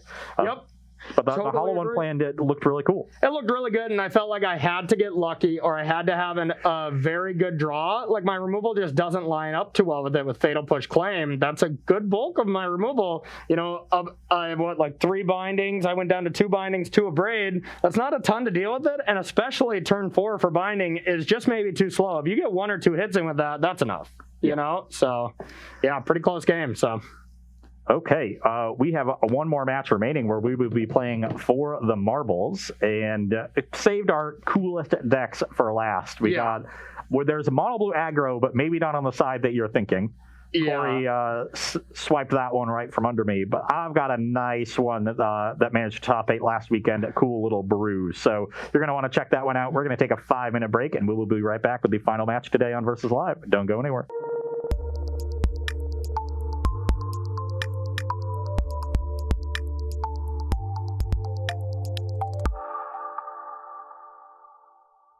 Hello and welcome to Versus Live. I'm Ross Merriam. And I'm Corey Baumeister. And we've got Rob in the booth. Say, I hope Ross wins the marbles, Rob. I hope Ross wins the marbles, Rob. God, favoritism. It's not favoritism if he's right. Or if he has a favorite. Yeah, that exactly would be it. Yeah. I don't know. He's clearly been wrong if that's how you feel every show, Rob. See, he's just rooting for the underdog. Oh, okay. Yeah, well, then that's you, so. Rob will be taking all of your questions, comments, concerns, and burns in the chat. Make sure to tag at Star City Games so he can see them and send his favorites over to us. It is our final match, looking at some sweet historic decks that did well last weekend. I'm very jealous of Corey's deck, playing a little mono blue aggro, one of my favorites. Oh, yeah. Brings me back. This is a list that has evolved. You don't see the Siren Storm Tamer kind of thing that you used to. This is a spirit theme and a snow sub theme. Yeah. So you get to play Ascended Spirit, Supreme Phantom, get a little bit more aggressive. Rattle Chains is a nice additional protection spell. Nebelgast Herald to help race creature decks. I got Spell Pierce for all of your non-creature cards you have in the... This says you play all non-creatures, right? Oh. That's not great. I don't want to draw those. No. At least in game one. So I think being a little bit more threat dense, being able to apply a little bit more pressure, really, really helpful for a deck like this. You also get to play a few Faceless Havens. So I love the spirit theme in this deck.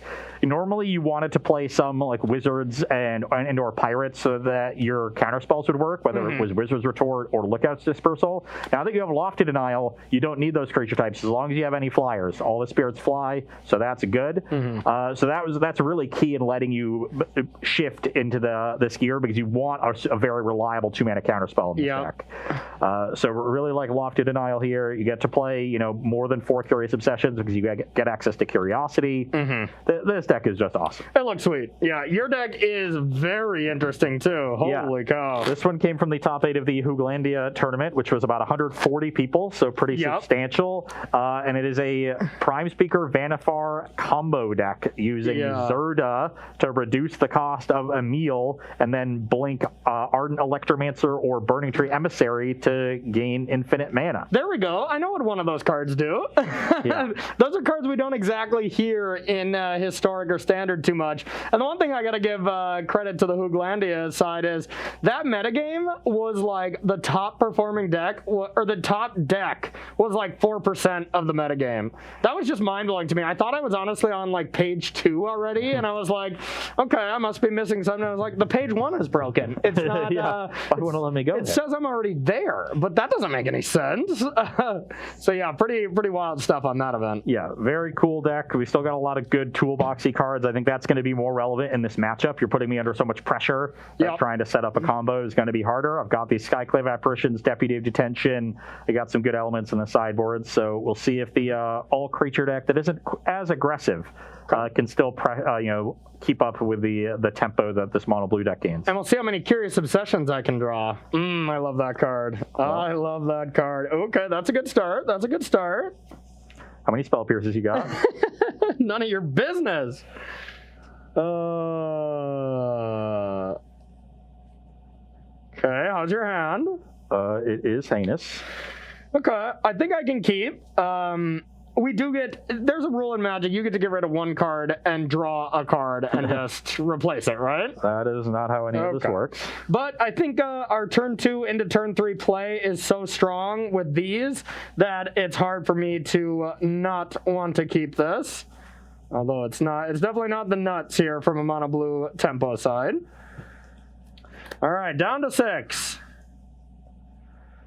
Yeah, you know what? You didn't mulligan much today, so now it's your time to mulligan 5 times in this match, okay? Pretty easy one to put back. Okay. And I will lead on a tapped Breeding Pool. All right. I have a Snow Island, and I'll pass to you. Let's play Sunpetal Grove into Tangled Florahedron. Okay. Pass the turn. Sweet. All right. I'll play land and pass to you. Okay, want to be wary of Lofty Denial here. Yep. So I am going to shock in this Temple Garden. Okay. Go to 18. Sure. I'm going to play a Zerda. Zerda. Okay. And then I'm going to play a Gilded Goose. And if you want to Lofty Denial that one, I'm okay with it. Yeah, you only paid 1, so it looks like I can do that, right? Yeah, I guess. Oh, yeah, it doesn't add double. It just makes it cheaper. Makes but activated it's abilities that aren't mana abilities Yep, cheaper. that's fine. So I'll get myself a food. My turn to get the Crisperones. Okay, done. Turn. Rattle chains. Okay, that was a decent draw. Curiosity killed the cat, and hopefully it killed Ross Merriam as well, and I'll attack.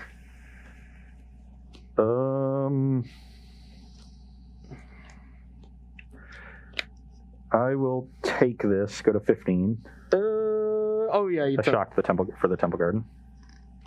Wouldn't that put you to 14 then? Oh, it's not Curious Obsession, it's Curiosity. Yeah, so yeah, I'm yeah. at 16. 16. Okay, Yeah. perfect. All right, draw a card. I was like, something didn't add up there, and then I'll pass to you.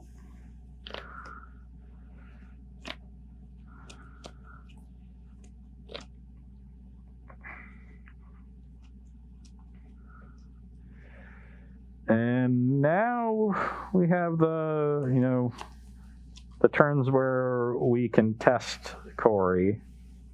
I never really get a test, so I'm not looking forward to that. I'm going to start by trying to go to attacks. Okay, sure. I'll attack for 3. I'll take it. 17.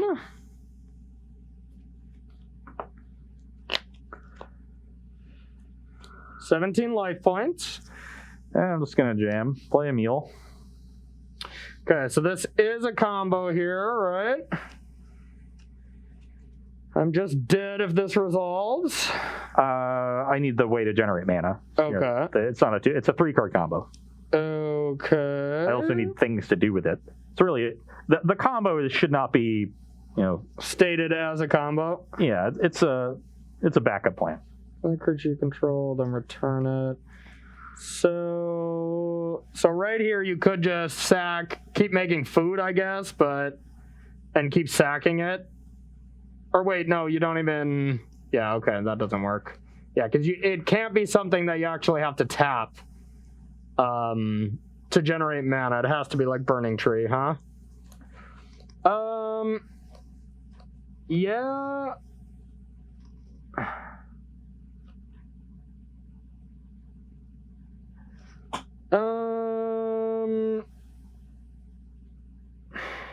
That is tough. I will lofty denial that. Yeah, it's never had a window. Yep. Done. No. Oh, okay. Yeah, I think I want to play this Glasspool Shore and pass turn. Untap, a draw, attack. Yeah, once again, I'll take the 3, or take the 2. Yep. 14. 14, draw a card. I will play a land and pass to you.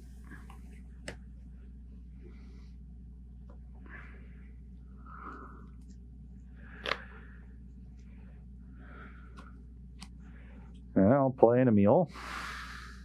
Emil?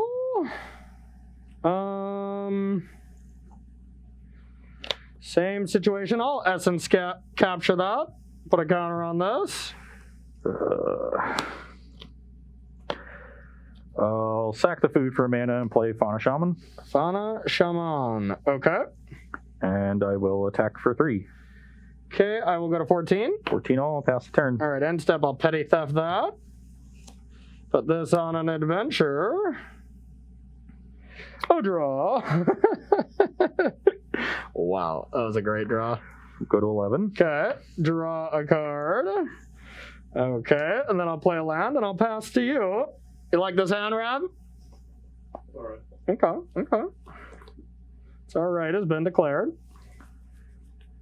It's all right if this were an entirely different matchup. Yeah, it's all right if this was opposite world. Attack for 3. Okay, I'm down to 11. 11 all. Play Fauna Shaman. Yeah, I don't think I'm supposed to care about this too much, so yeah, sure. Okay, buy Umori. Okay. Pass the turn. It's Amore. I'll play Brazen Bar. That's not the line cord. Whatever. Whatever. Okay. Let's attack for 6. This will be the turn where I chump. Okay, I got a Faithless Haven, and I'll pass to you.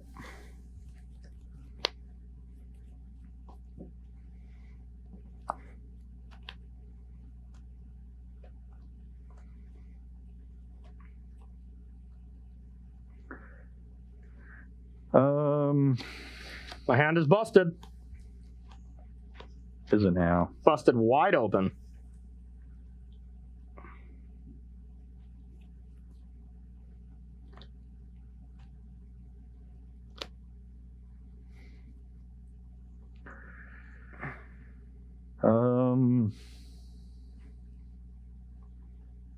Five in hand? 5 in hand. Gonna have to be using Fauna Shaman here. Okay. Question is which I want to discard. I think it's just this other Fauna Shaman. Okay. What are we getting? We are getting... Pause for dramatic effect. I think we're getting that boy. Okay.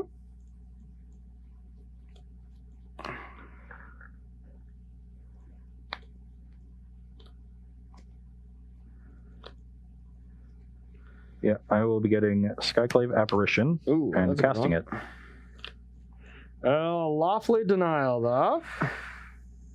It's not good. I'll play Llanowar Elves and pass the turn. Okay.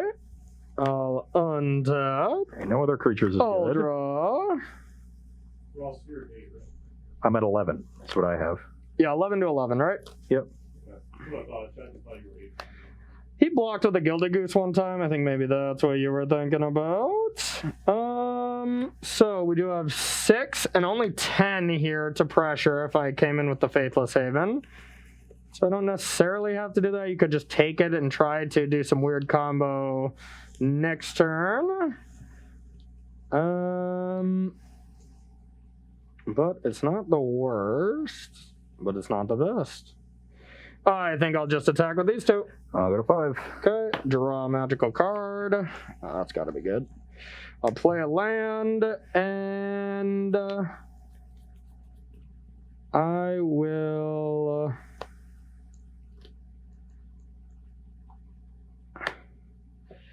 Petty Theft Fauna Shaman and pass to you. Yeah, that's unbeatable. Yep. You're 3 lower because the farmer got it? I don't know if that's... I think we've kept pretty good track of this. Regardless, it doesn't much matter. Take that. Yeah, I drew a pretty good one, but Yeah. even if I'm at 5, like I think I am hitting this, the borrower That's gets me. probably good as well. I drew a lot of spell pierces, but the other cards I drew, I kept drawing. I kept not having a counter spell at the start of the turn and then drawing a counter spell. So that seemed like kind of all I needed. But I'm going to leave these here and get them ready to be placed over here because those are not good. We will be taking a short break here and get some sideboarding set up for the last games of Versus Live in our matchup between Mono Blue Aggro and Bant Vanifar, so don't go anywhere. Welcome back to Versus Live, where we are sideboarding in our matchup between Bant Vanifar and Mono Blue Aggro. On my side, we got some good disruptive creatures here. Thalia and Vryn Wingmare are definitely the cream of the crop, just making Corey spells much more expensive. Also bringing in the one Hushbringer. This is going to stop Rattlechains from protecting his other spirits, and very importantly, Nebelgast Herald. This is one of your better cards in creature matchups. That's kind of spicy. And then Cutting Selfless Savior, all of Corey's interaction doesn't actually kill my creatures. It's bounce spells, Ether Gust, and things like that. And the one Meddling Mage, there's not really a high value target for me to hit. This is more for combo decks. And I'm correctly, identifying that you're going to be bringing in a lot of green and red cards that I can Aether Gust. So naturally, I want all 4 of these. Smart. Now, there is the bulk of your deck, and what actually kills me is an Aether Gust target. So I think this is fine. I can also do some cute things with like a Fauna Shaman trigger on the stack, shuffle away something for good. And the main thing is just getting Spell Pierce out of the deck. It has absolutely no targets. You saw us draw 3 of them last game and have nothing to do with them. So kind of a minor change here from the blue side. Awesome. All right, Rob, do you got a question at all from our lovely audience? Yeah, I had a kind of weird, I don't know if weird's the right way to put it, but an interesting what's in historic question earlier. So there are 16 cards ever printed with the word Lotus in their name. How many are historic legal? Oh my God! Now we're really getting it up there. So does this include cards from like Unglued or whatever, like Mox Lotus?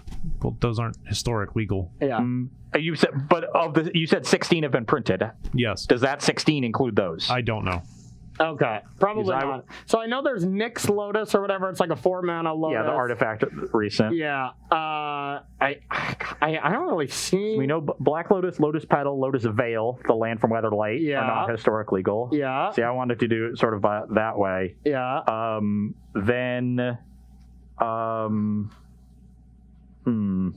Wait, Lotus Cobra. That's probably a trick, but that counts. Yeah, that's it. Is that historic legal? Yeah, because it was. It's standard recently. legal. Yeah, it's standard legal. So gotta be. So that's 2. I'm guessing there's another one, so I think we're at 3.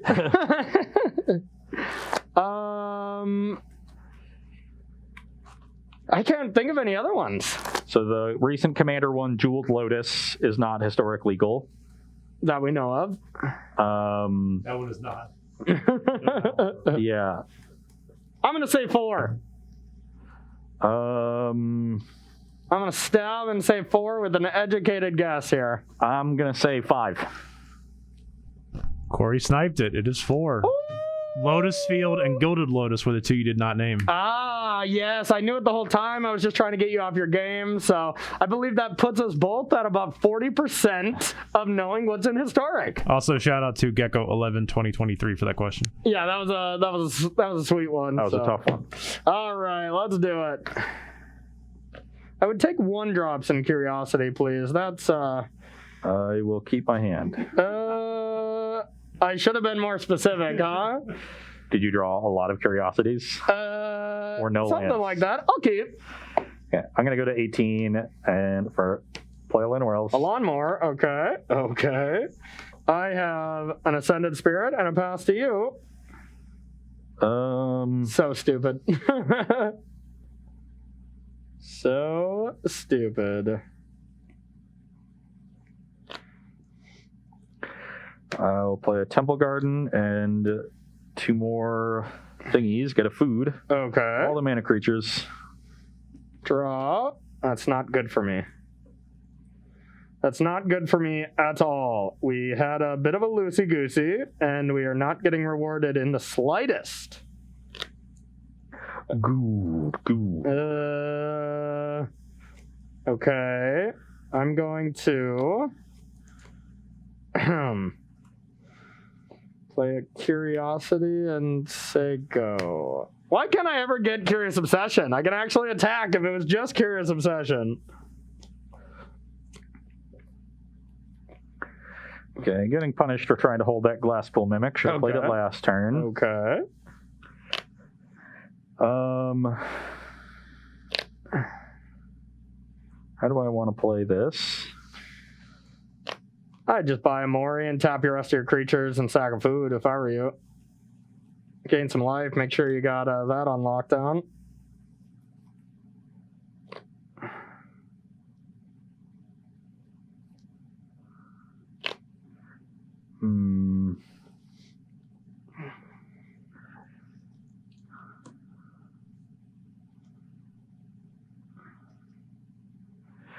Okay, I'll just do this the easy way. I'll Skyclave Apparition your Ascended Spirit. Yeah, that's probably pretty good. Attack for 1. Okay, 19. Pass the turn. Sweet. All right, I have a... I don't have a good play, in case you were wondering. I'll pass to you. Interesting. Yes. I will play an Ancient Ziggurat. Okay. I will play a Vryn Wingmare. Oh. I will cry, mostly, but I will Stern Dismiss this and get a 1/1 illusion. Then I'll play an Emil. Okay. And pass the turn. All right. Right on time.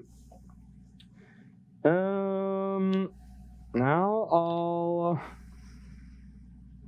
pass to you.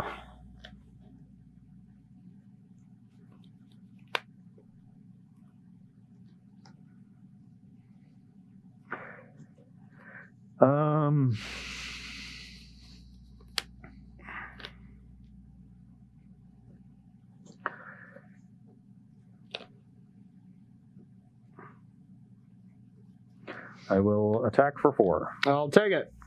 Brings you to 15. Yep. I will play a Fauna Shaman. Okay. And I'll pass the turn. All right, Rattle Chains. Yep. On top.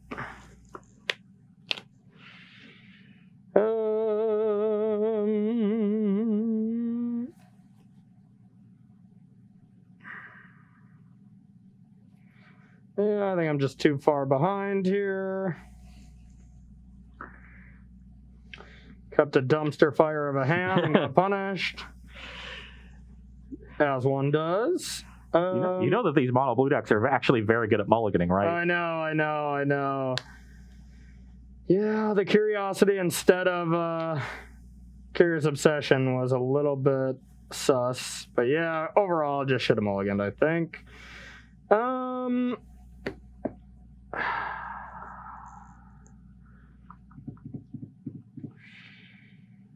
All right, I'll pass to you.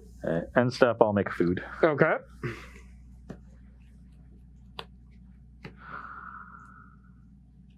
Guess you know my hand. Yeah, rather than make a food, I could blink the goose and then put a counter on it with the Emil and have a 1/3.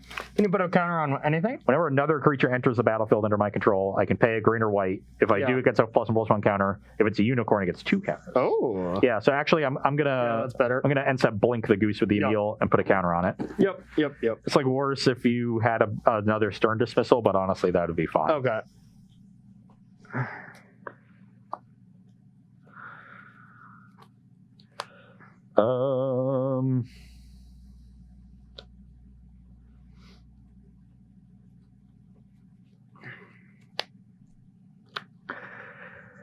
Interesting.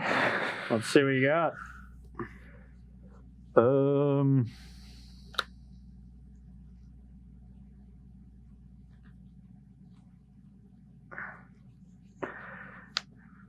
I will play a Skyclave Apparition.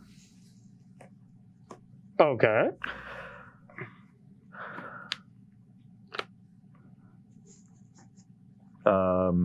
Target the Rattle Chains. I'll play this, and that's fine.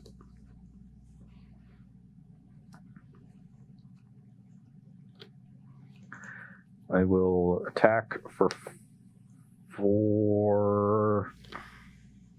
6. Take it.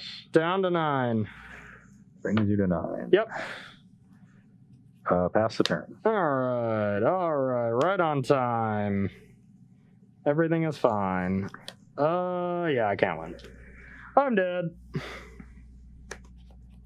Yeah, you basically had the combo if you got a creature then, right? Zerda, and you go get Zerda with Fauna Shaman. You need Zerda, but the thing is, like, I don't actually do anything with the mana. I would have just like played an Umori and put a counter on it. It's not like you can keep stacking counters with the. You can put a counter on everything, I guess, right? Yeah, basically. Yeah. So I Gavany Township my team, and and I guess that's then fine. kill me the next turn, I guess. But I also exile all non-token creatures you have with Skyclave Apparition, which is kind of decent. Yeah. That's why I think there's the one Deputy of Detention, because then you can just Fauna Shaman or Vanifar up the Deputy and deal with all of the illusion tokens that are left over. Okay. I'm actually going to get rid of some of these gusts. I had a lot of them in my hand, and I think they're pretty awkward. You do have a lot of white threats. So I think I'm okay with a couple of them, but they didn't seem stellar to me enough that these creatures that actually could be decent could be. So Yeah, I like the Kira. Very good against Skyclave Apparition. yeah, agreed. So yeah, that was a dumpster of a keep. It was perfectly fine. I think if I had Curious Obsession instead of I drew 2 Curiosities. There's only 2 in the deck, I think. Oh yeah, it's 4 Obsession, 2 Curiosity. Exactly. So yeah, I've only drawn those, but yeah, you're right. The deck does mulligan quite well. You can mulligan to 5 and get a 1-drop, 2 Curious Obsession, and it's like you never mulliganed, you know? Yeah. So yeah, that was a mistake. But on the play, we're gonna hope to just absolutely dumpster fire you. So When I was playing that deck in Standard, I would mulligan to 5 all the time and just obliterate people. yeah, I did play it for one Mythic Championship. I bet we both played it there in Yeah, in Cleveland. Cleveland. Yeah. I remember I was playing it later in that summer, and I was playing it in a Classic, actually. Yeah. And I mulliganed to 5 and just kept the Stone Nut 5. It was two lands, 1-drop Obsession, and Dive Down. And I'm like, yeah, but I didn't. It was game 1. Didn't know my opponent was playing. I said, yeah, they're dead. Yeah. And this was like the week that the Scape Shift deck really emerged. So I play my 1-drop. My opponent just goes turn 1, Arboreal Grazer, and I'm just like, well, I can't win. Yeah. The game's over now. Yeah, that weekend. I think you played it in the Open as well. You played in the Open I won with dinos and stuff, and blue was becoming quite popular. I just had 4 Shifting Ceratops, and I'm like, come at me, blue decks. But then Scape Shift was also a good matchup against that blue deck. So yeah, blue got bricked real hard real quick. Yeah, those stupid Teferis. Yeah, that too, yep. Teferi, super good. Shifting Ceratops was good. You can't beat dinos, you know, so who could, though? Let's get real. I beat dinos all the time with that deck. Yeah. Well, they had 4 Shifting Ceratops, but things might get a little dicey. Yeah, I had a bunch of Ether Gusts. Yeah. All right, I'll be first. And the key was actually Marauding Raptor, because that's what gave them a bunch of tempo. Yeah, that card was good too. All right, this hand isn't unbelievable or anything, but it's a keep. My hand is unbelievable. Pass to you. I'll go to 18 and play on the Llanowar Elves. Okay. You're up. New Spectral Sailor, I like that. Yeah, I have a land pass. I will go to 16. Okay. I will play Burning Tree Emissary. Yeah, that seems pretty scary. Do I want to do anything about that? Actually, I'm not gonna shock you. If you have Lofty Denial, you're Lofty Denial of this. That's fine. Okay.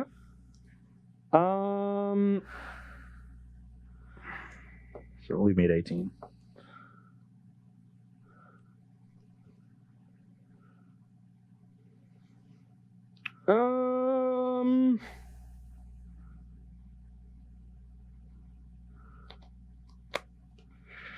Yeah, I'll Lofty Denial. Okay. And then I will play a Glasspool Shore. Okay.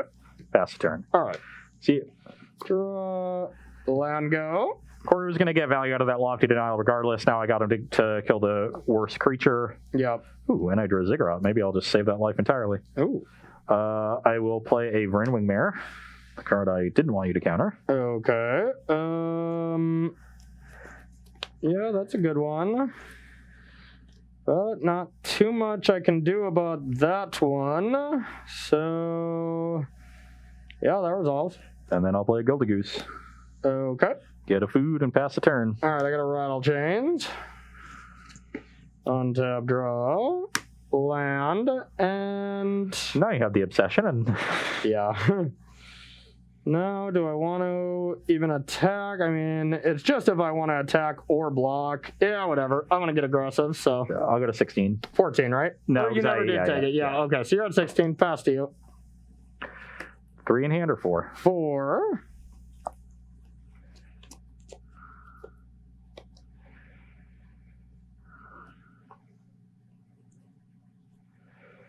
Okay, Skyclave Apparition. I don't like that card. I don't like that card at all.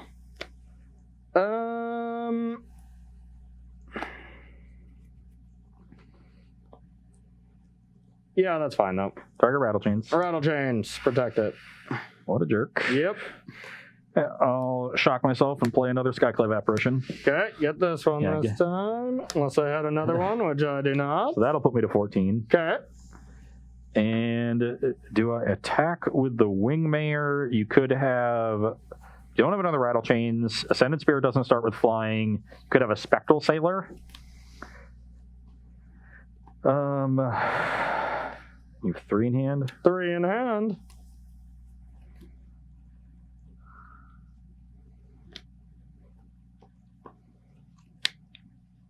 Could also have no, because these don't fly. Yeah, so Stern Dismissal on the Apparition isn't good enough. I do think I need to get aggressive too, and you didn't have a 1-drop on turn 1, so get in there. 18. Pass the turn. On tap. That was not a good draw. Land go.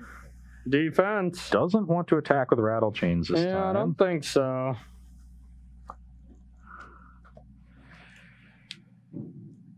Okay, I will play Emil the Blessed.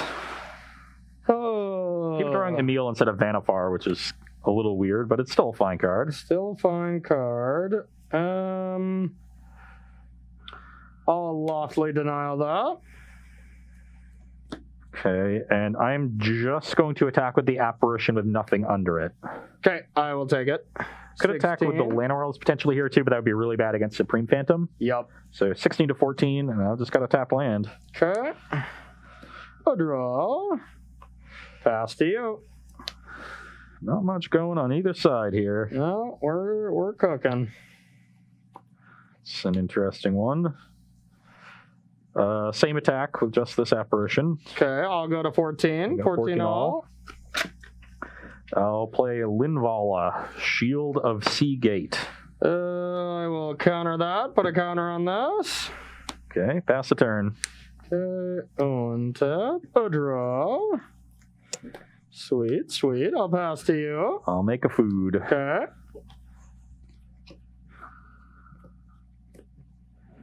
Defense.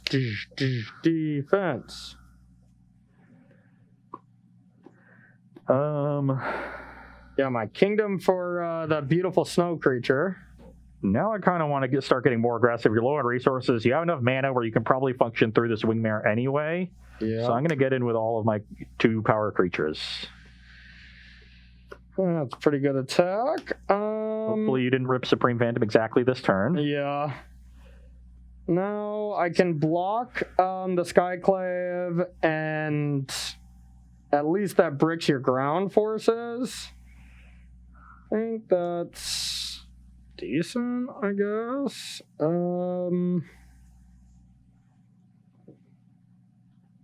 Yeah, let's do that. I'll block the one that has the... Has a 2/2 under it. Yep. So you get a 2/2 illusion. You take 4, go to 10. Yep. Okay. Post combat, I'll play Renegade Rallier. Renegade Rallier, huh? It's pretty good.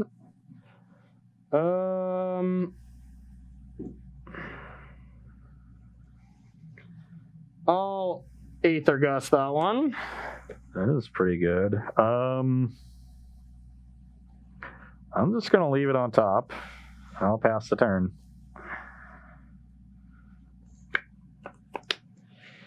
Okay, that was a pretty interesting draw. I will pass to you. End step, make a food. Okay.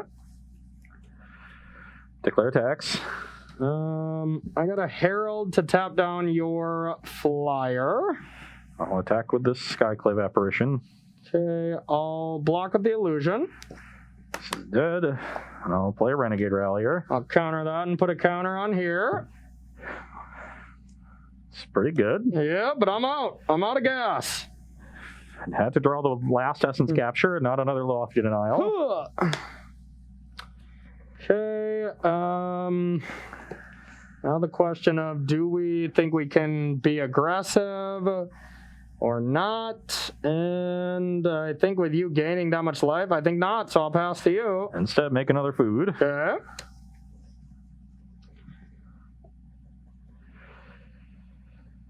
Play Deputy of Detention. Okay. Hit Nebelgast Herald. Chain it. Chain it. Unbelievable. Pass the turn. Okay, we're stable. Pass to you. Make a food. Okay. What a good last game. Play a Goose. I was going to say stop drawing gas, but I guess I'll let that one resolve. Yep. 5 food now. Okay. Pass the turn. Okay. That was probably a pretty good draw.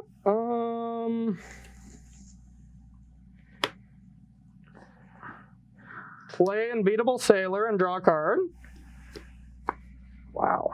Okay, and that was not the best of draws. I'll play a land and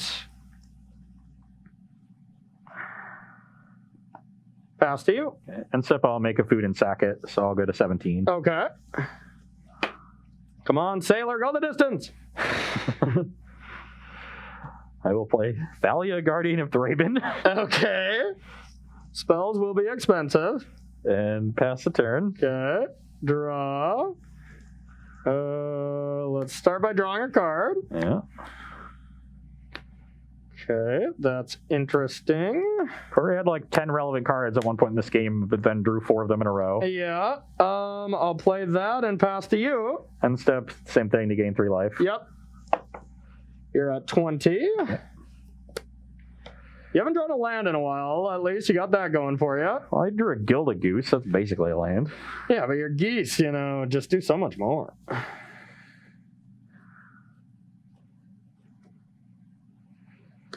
Okay. Pass the turn. Draw a card. Which I would like to remind you to read Double Gas too. Oh. Yeah, that would have been nice. Okay. Chat, what are you doing to me here? That would have been sweet. But Ross, you shuffled your companion in your deck? Yes, I should have a new Mori. oh yeah. Let's get that one out there. Yeah, all right. Playing tight. Yeah.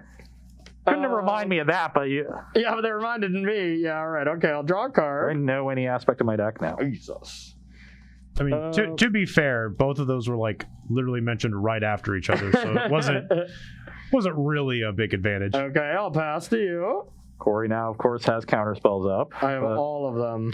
I can pay for a Lofty Denial, and I think you only have 2 Essence Captures, but on your end step, I'm going to make 2 more food. 2 more food, and you can sack 1 if you want to. No, because this is only the play creature spells. Okay. Yeah, you're at a healthy enough life total. I think you'll be fine.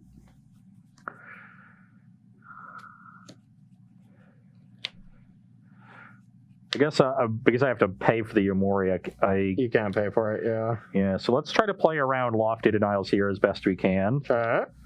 So I'm going to start this turn with a Skyclave Apparition.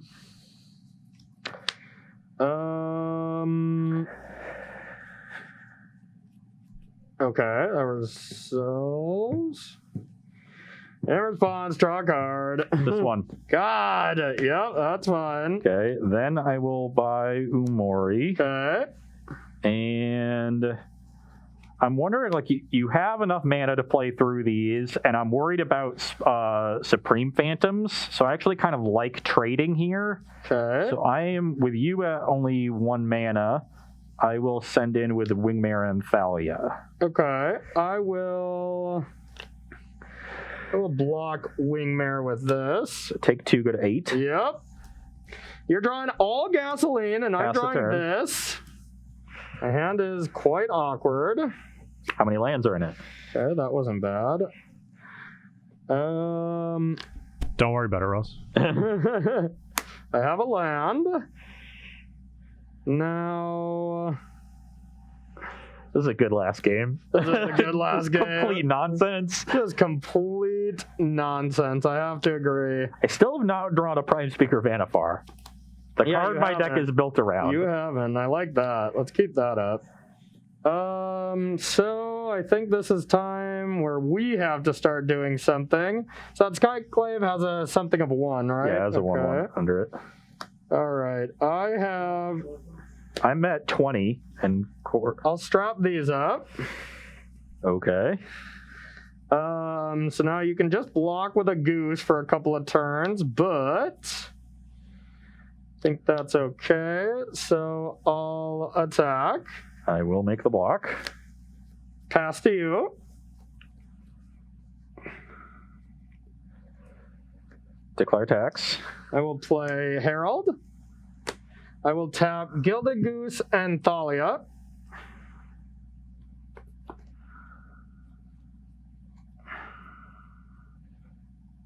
Sure. Okay.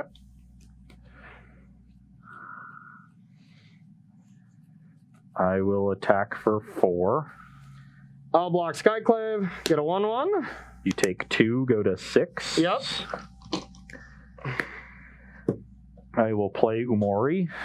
Resolves. I'll name creature. Good call.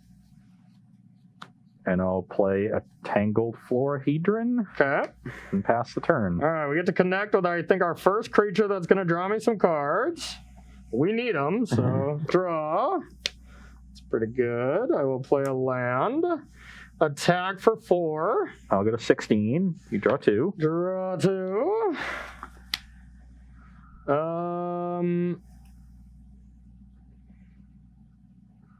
Tilt.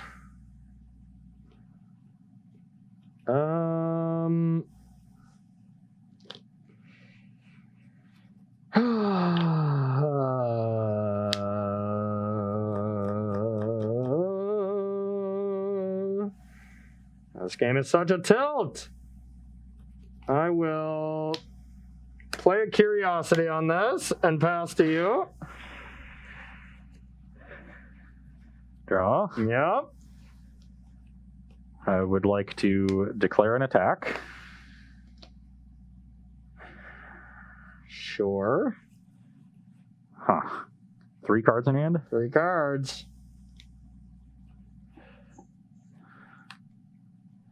Feels like there's something here, so I'm going to be a little conservative and just get in with Thalia and Umori. Okay, I'll block Amori. Take 2, go to 4. Yep.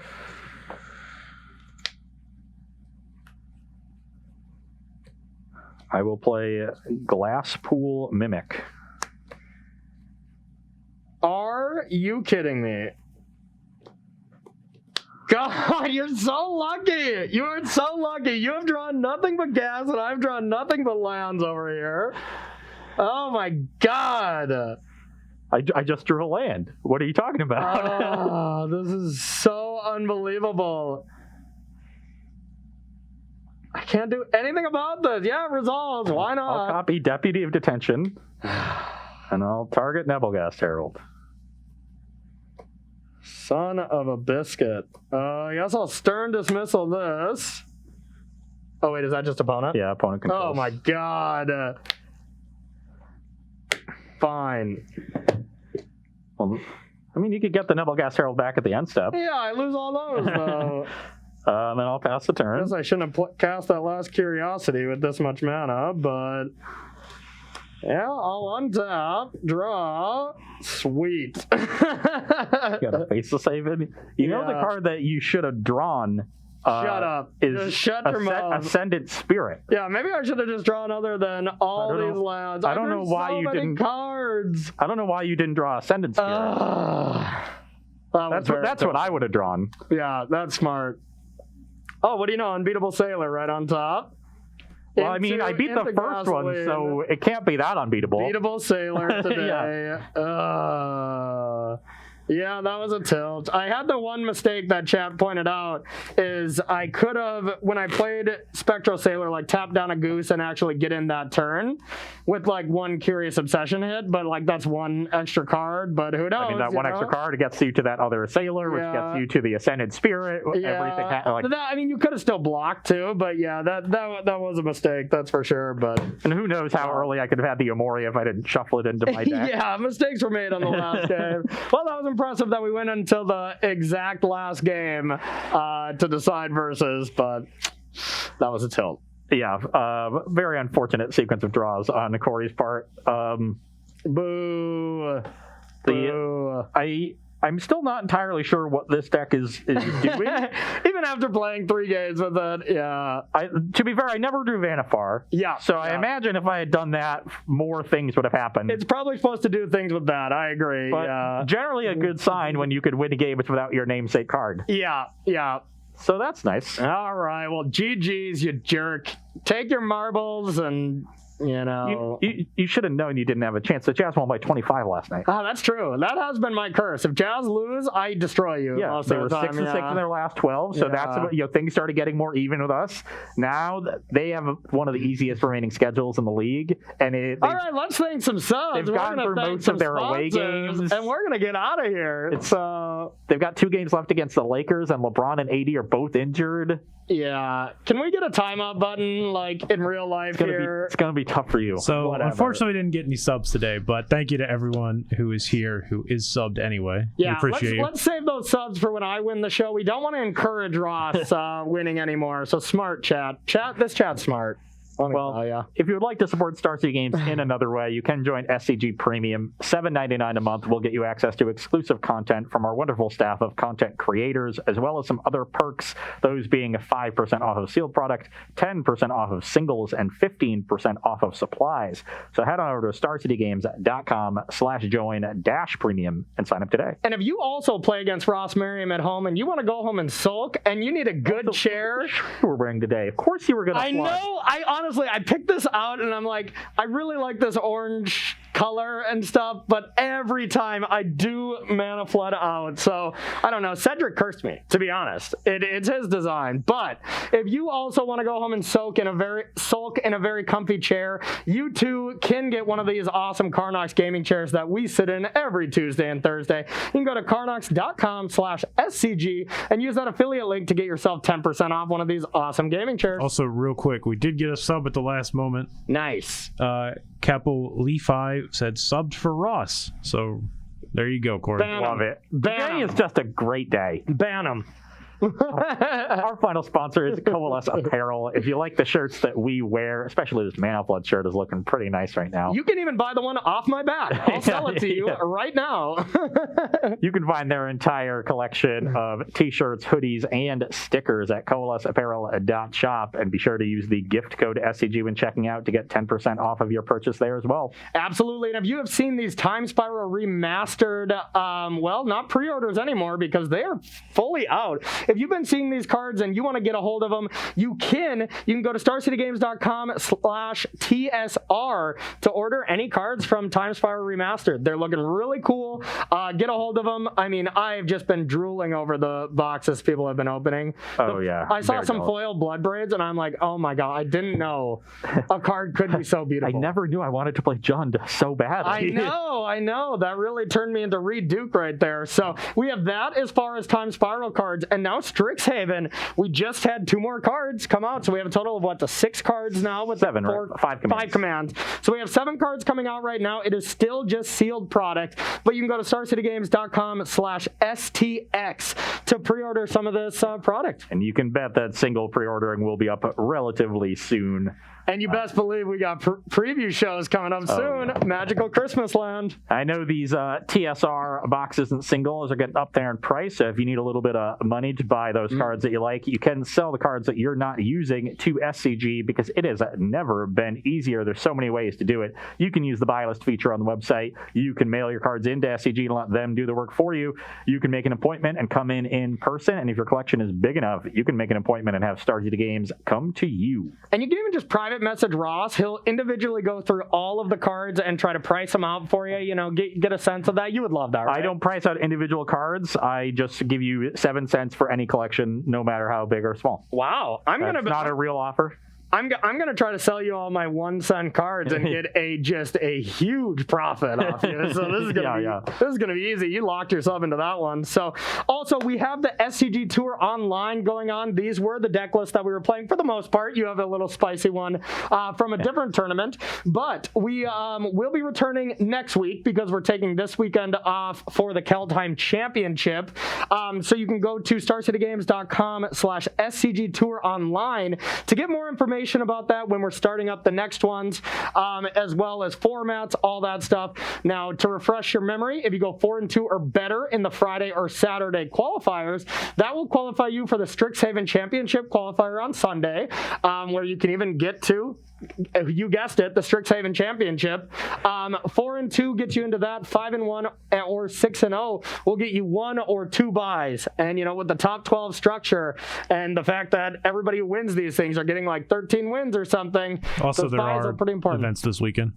There is one this weekend? Yes. Oh, okay, perfect. Honestly, I like that even better. You know what's cool about that is you get deckless on like Friday for the Kaldheim Championship, and then you're just like, oh yeah, Stanislav Sivka did it. I want to play his deck before everybody catches on in one of these satellites, and you just steamroll people while you're watching.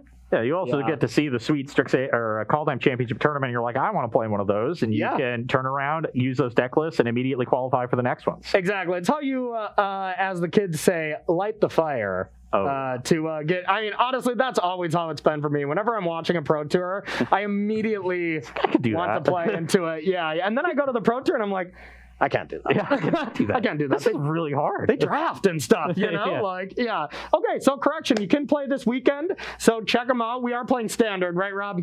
Cool. Back to Standard. Metagame still looks pretty sweet. There's a new Standard deck coming out. One last point. Have you seen this? I haven't. There's a Teamer Adventure deck that plays Luca and just a bunch of 3-drops and goes into Coma. It's like just all the adventure package. I don't know how great it is, but deck... Still playing Alrund's Epiphany? I'm not 100% sure on that. I don't think it is because it wasn't on that 7-mana curve. But I just thought it was really cool that we're this late into Standard and a new deck is kind of still coming out. And you can really play whatever you want in Standard. It's still a really healthy format. That seems sweet to me. I know. I want to try that. I might have to give one of those a shot. Okay, our final order of business here is the Star City Games weekly sale. This week's is going to be on all non-English cards for those of you who are chasing those cool Japanese, Korean, German, whatever language. There's like 7,000 languages now. Pig Latin. You can. Do we have Pig Latin cards? I feel like they printed a unhinged card or unstable card in like a weird jokey language once. There might be one. I honestly think they might have done that. I'm sorry I derailed you with such a stupid comment. Regardless, I'm sorry to everyone who had to listen to it. You're going to get 15% off of non-English cards this week on StarCityGames.com. That sale is going to go on until Monday at 10:59 a.m. Eastern Time. So you still got almost a full week to take advantage of that one and trick out your sweet cubes and commander decks, or just to have some cool foreign cards. Or instead of tricking out, trick your younger cousin. You can just tell them what this card does. If it's in Japanese or something, be like, no, this destroys all 3 creatures. So when it's your younger cousins, it takes a little bit more effort. When I'm tricking Corey, I can just use the English card and tell him what it does. Yeah. It's really, really that easy. Sad but true. Yeah, none of the cards I played in that last match do anything close to what I was doing with them. That's true. You really did not win in the way that I thought you were going to win. So I guess I can't really hit you for that one. So last true order of business, we do have Thursday's show planned. We're going to get one last show of Historic. Sorry if you are sick of Historic, but we're not. The format has been super fun, and we're going to do a little bit of a fun spin this time. Thursday, we are going to do just kind of wacky, rogue, tier 2, however you want to put it. We're going to be playing the decks that aren't really popular. We're not going to be putting any of these Jun decks together for Thursday. And we want submissions from you. So like we've done in the past, we're going to submit 2 of our decks that we pick for match 1 and 2, and then that third match is going to be picked by you, the audience. So Ross sent out a tweet on his Twitter account. I retweeted it. So send us a text file of a deck, a nice wacky rogue deck that you've been playing in Historic or that you see that looks fun. Get it on one of our Twitter pages tonight. We'll be doing the show at about 11 o'clock a.m. tomorrow. So you have until about then to get those in, and you might just see your deck list on the show. That you will. Yeah. All right, everyone. Another fun show, except Ross Merriam getting incredibly lucky. So maybe give him some really bad Because decks. I got incredibly lucky. That's why it's good. Yeah. Okay. Whatever. So send us those really cool decks, everyone. We appreciate all the support and the interaction that you give us all the time on Versus Live. So that's going to do it for us today. We'll be back Thursday at 1 p.m. Eastern Time. So for Corey, that guy, and Rob, see you later.